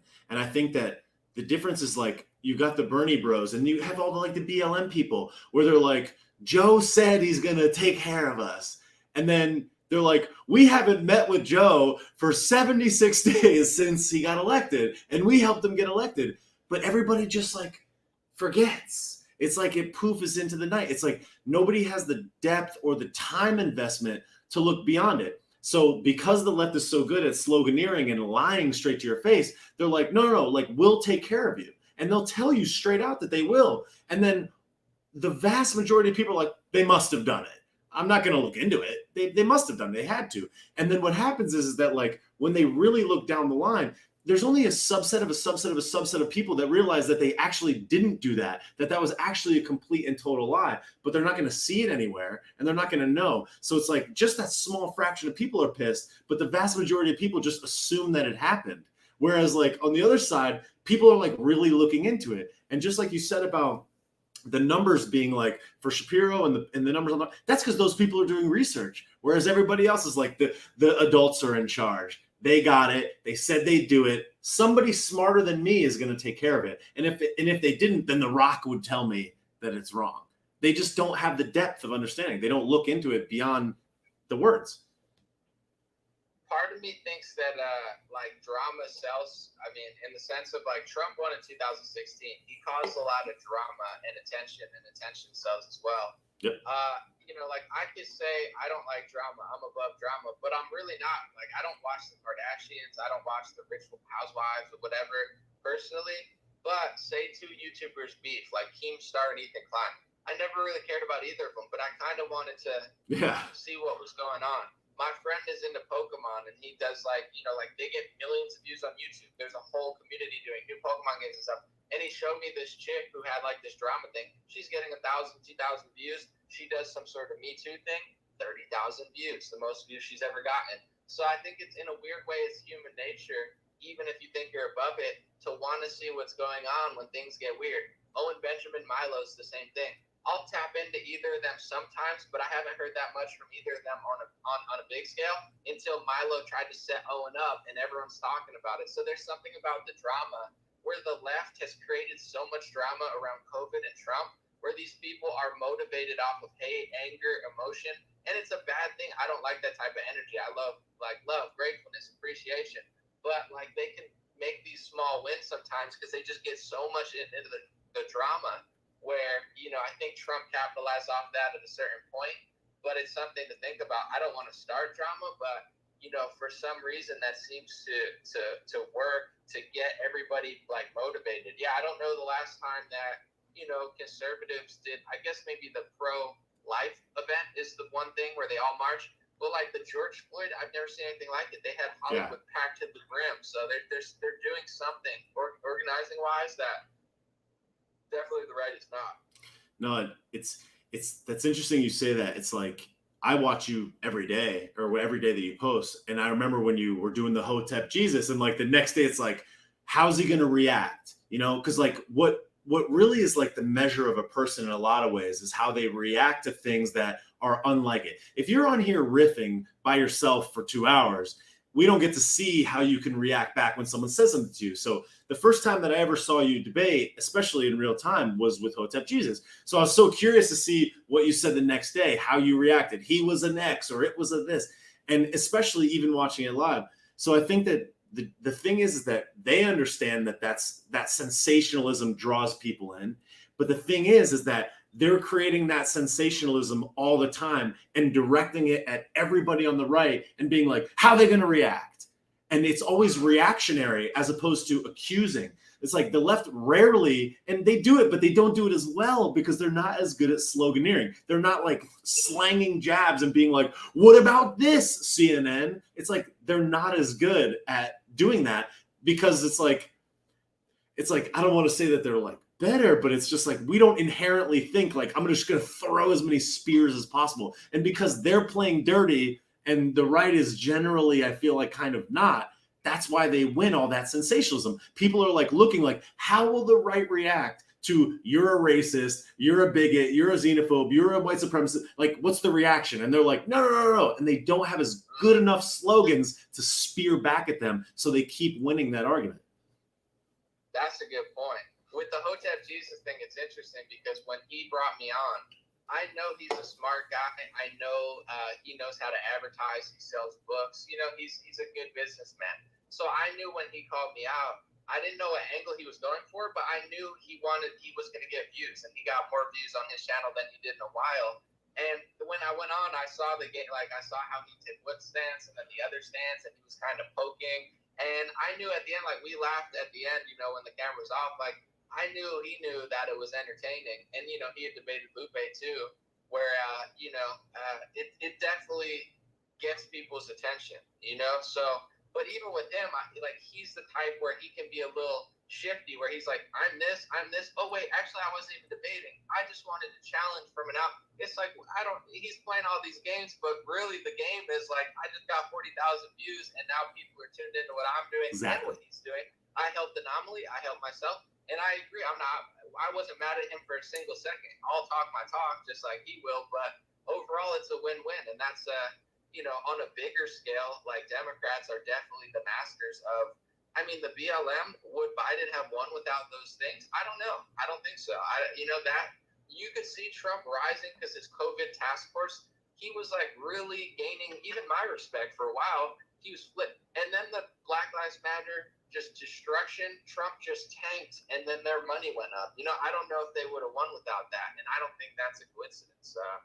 Well, it's actually a really interesting dynamic. It's almost like you're the right and Hotep Jesus is the left in this particular example, where it's like he's like, well, if I keep switching positions, the live goes longer. There's more donations. It's more time, generally speaking, and not to say that this was his only motivation, but it's like, well, the longer the conversation goes, the longer the attention goes, the more media we have, the more ads can run. Not that it's just about ads, but it's like the ends justify the means. It's like if this grows my channel, if it grows my ability to do more good, like I bring in more money and then I can do more good, I donate to this charity or whatever. It's like the ends justify the means. And I don't mean to box him in like that, but I'm just saying it's like a good analogy for how the right looks at things, where it's like, I may not even believe what I'm saying, but if I believe that what I'm going to do might be good as a result, I'll cook whatever I got to cook to get to the end result. And no matter what happens in between and whoever gets burned along the way, it's justified because I have this more virtuous end. And I think that explains a lot of what they do. And not to put him in that box, as I don't know, but it's kind of the same kind of thing.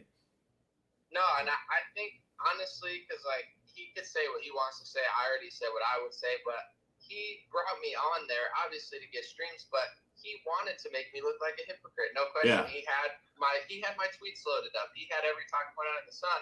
I was able to dissect everything he said and then some. So he flipped sides, and then after the debate, realizing that his points didn't really hit that hard, he said, actually, I wasn't even trying to. I picked the opposite side just to challenge myself. I don't think he came into that trying to do that. No way. He tried to, win the debate and make me look bad. He didn't. So, but here's what he was able to do. He didn't maybe believe even what he was saying because he said both sides, but he got people to believe that. So you had people defending him saying, I believe that. And then after the debate, he said, I don't even believe that. I was just saying it to cause a debate. But he's so, he's such a convincing speaker and he's such a, likable person in many ways. He got someone to defend an argument that he doesn't even believe. And I think that's what the left does. And honestly, it was a great display of just like psychology and stuff. Where they, do they fully believe certain things they say? You think they believe in social distancing, but then they don't believe in social distancing when it's George Floyd? Of course they're lying. They shamelessly lie, but they're able to convince millions of people with compassion or whatever to believe something that they don't even believe, and that's definitely the game. Yeah, I was watching CNN because I was roasting the speech, and they're like, "Oh, social distancing just went to the wayside," and they're giving each other pounds and they literally said, I think it was Jake Tapper's like, "That's what politicians do," and I'm like, "No, bro, it's like that's not what politicians do. They're completely full of shit." And when Hotep Jesus, like, it's so interesting when you guys were in the debate, there was this one part where he would like slow down. He was like, anomaly, calm down. He's like, but I don't sniff Trump's ass. And I was like, oh, you lost me completely there, bro. And that is the perfect example of what like Joe and that whole side does. It's like they calm you down and say it slow, like it changes what the content of what they're actually saying. But most people are persuaded by the delivery and not the content and the depth of what's actually being said, which requires a high degree of intelligence to see through the bullshit. And they know that, which is why the sloganeering is so effective. And that's exactly why he did that, because he knew that his people, if he was like, anomaly, calm down. It's like, bro, that doesn't say that you just said he sniffs Trump's asshole. Like, that doesn't change what you said, bro. No, he was being condescending for 50 minutes. I didn't care, but he acts like he doesn't talk about politicians, but he criticizes Biden all the time. He blames Biden all the time. He compliments Trump all the time. He weighs in on politics just like I do. He's just not fair or objective about it. He sniffs Trump's ass, and it's like with projection, but he took one side of the debate, tried to catch me, didn't do it, took another side, say, I knew the whole time Trump was sold out, you should have known. And then, after an hour of condescension and, like you said, like manipulative, like slowing down the speech sort of stuff, at the end of the debate, he said, I don't even know if I even believe that. So it's definitely like, something to learn, but he was able to convince people of that. And I've been in other debates where people see me on Twitter, see what I'm saying, and I think they think like I can destroy this guy's argument. And then when things, fail live and what you planned to do didn't work, different people react different ways. To his credit, he didn't act that crazy or anything. I took my shots and he didn't really say much, but like I've seen other people just kind of like their ego just blows up because it's like they're not ready for that. But he's definitely someone who understands. He sells books on Twitter psychology and stuff. Like he's a smooth sail. He more than anyone, like you can see the smile like at the end, like he knows the game. But it's a dive into a world of like how did some of these people do it? They get on like a Don Lemon. You get on television every single day. But I've seen a video of him further right than Bill O'Reilly. And that's not a natural progression. Like it's not like from left to right. Oh, I learned about lower taxes. Like you don't go from like self-accountability to complete like BLM denial. Like that's not normal. So he must know what he's doing, but it's a whole game that they're playing for power, I think. Well, at the end of the day, it's like, do you want to sell more books or do you not want to sell more books? And I think that in a lot of ways it can be that granular where he's just like, well, I'm about to come out with this book and Simon & Schuster's got this book and CNN's going to let me pump this book. So I'm going to come out here and fuck my whole thing up. My kids got to go to a good college. Like I got to protect my interests. And I think that, like I said, it's like, I feel like they feel like the ends justify the means and it doesn't matter who gets burned along the way, so long as you're protecting yours. And I think that generally speaking, human nature is to do so. It's like if everybody was dying around you, it's like you're going to protect yourself first. Like you have to. You're going to protect your kids. It's like if your circle gets real small and you're up against the wall, it's like you protect only what you can protect. And then if everything else happens, well, I got to protect mine. And I think that that's the way that they're looking at it, where they're just like, I got to sell these books. Like I need my kids. Like my cousins got treatments. I need to sell these books. So what, I'm going to fuck over my cousin, my uncle, my mother. And like, I really feel like they're just like, all right, like, I want to be on the winning team. I got to protect mine, and I'm not going to burn it all to the ground, because I feel like the difference between being on the team and not is so fragile, because they know how to just destroy you, as made evident by all their actions.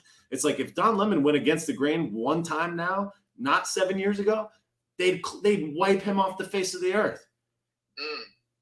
That's really like, I see the parallel to exactly what you're saying there, to the mask and the COVID stuff. The same exact thing. Like, how many people want to take off the mask? How many people want to speak out about medical tyranny? How many people want to not get the shot but don't want to say it? So many, but they're afraid that if they do that, they'll lose their job, they'll be isolated, they'll be called names. So they do it just to fit in, even though they know it's morally wrong. The same thing's happening at television. Like, of course, I think Don Lemon knows what I know, but they look at Trump. Trump was one of the top Facebook pages. They deleted Trump. So in their head, it's like, oh, they're going to delete all these people and I'll be the top dog. Like, I'm doing really well at Facebook, so they're trying to get rid of me. Tucker Carlson is getting top level ratings on Fox News and on television, so they're trying to get rid of him. And these cowards, they know, like, hey, if I just fall back and play my part, they're going to pick these people out of my way, all these people doing better than me, and then I'm going to be at the top spot. And they don't not know that. Of course, they saw Trump get banned from Facebook. They saw this person get banned. They've seen 1,000 people get banned off social media, and that's the game. That's the team they chose. They chose really the evil side. You know, like, I'm going to choose the side of the liars, because hopefully they'll spare my life. And it's the same thing with the COVID masks. I'm choosing the mask side, but that's not a loyal side. And I do think, like, at the end of the day, you know, it will cost you your soul. It will cost you, you know, more than it's going to save you. So, I know that's the choice that people make, but that's why here I'm like, you know, it's a long road to hell. You know, it might be temporarily safe, but I would think Don Lemon gets a lot more backlash than I do, and other people. He might have more money, and it might, honestly, maybe it's great, but I don't know. I think he's probably got a lot weighing on his conscience, but maybe not. Maybe he just pops pills and sleeps like a baby. I don't know. Well, I think that you and I and many people, and probably every single person that's watching this, understands that the metric in which life value is measured cannot be measured from the outside. And they may have fame and all of these other things, but they'll never be as happy or as fulfilled as a variety of people that don't have that objective value. And I think that those people generally understand that in order to get to great heights on that side of things, you have to be anointed. You have to be like, oh, well, you did this. Here you go. Now you're an anchor. And like, people, even at the lowest end of TV news, it's like they understand that if they just toe the line, they'll get anointed to the next. And the closer that you get to the top, the more willing you are to realize that if I just stay in line, I'll get anointed, and I can get to the top of the top of the top. But at the end of the day, we know that, like, the true value in life is measured in so many other things, and that you can never be anointed to the greatest version of yourself. It all comes from within and all the other things. So you're absolutely right. Like, they wish they were us. They just don't understand what that even is. They're just waiting to be anointed, thinking that will get them to that place, which it never will. Don Lemon would never be as happy as us. No matter how much he tries to portray that, he could never get to where we're at now, despite every single thing he could possibly have. It's got to weigh on you, I think, when you do that level of deception. Any last words? I know I always overstay my welcome here, but I'm trying to edit my video and get it out by like 6 or 7 a.m. But any last words? It's a great combo. What I'm gonna do, I don't know. Do you know how to use Instagram to like MP4 on your phone? If you want to save this, I'm gonna upload it and download it because I don't really put stuff on my Insta. But what I'll do is upload it, and then I have like an Instagram to MP4 converter. I'll download it on my computer and save it. If you can do that and you want to upload it or put it anywhere, that's fine. Yeah. If not, I'll have it and I can send it to you or something. But yeah, I would love to. If you don't post it on Instagram, I don't know how I could. Or were you gonna post it and then take it down? yeah, the reason I temporarily posted, there's something called like if you Google like Instagram to MP4, you can download it on your computer, and then you can put it on your cell phone and upload it anywhere. So I'm gonna upload it for like 10 minutes just so I could download it and get it so I don't lose it. Yeah, I can't save it any other way. I'll do the same, and then if I don't get it, I'll DM you. All right, perfect, bro. Dude, thank you so much for having me on, man. Love the combo. Hope to do it again soon, man. Thank you so much. Oh, it's a pleasure. Yeah, we'll definitely do it again sometime. All right, bro. Keep up the good work, man. See ya. See ya. Thank you so much for having me on, man. Love the combo. Hope to do it again soon. Thank you so much. Yeah, we'll definitely do it again sometime. All right, bro. Keep up the good work, man. People that are still remaining on Facebook and YouTube, I appreciate y'all. I know that you guys couldn't see the other side of that, but that was a really interesting conversation. Really enjoyed that so much. That was really, really cool. That was awesome. Really enjoyed that chat. Super smart dude. Much value to be had from that. Thank you guys so much. His name is @DreamRare on Instagram. That was a really good chat. That there's not much more that I could ask for than that. I know that all the people that were on the gram were probably watching all the way through that, but I know that you guys were on Facebook and YouTube. So that's it for me. It's 3:00 in the morning. I appreciate you guys. Thank you so much for being here. I will talk to you soon. Thank you guys. That was fun. See you later.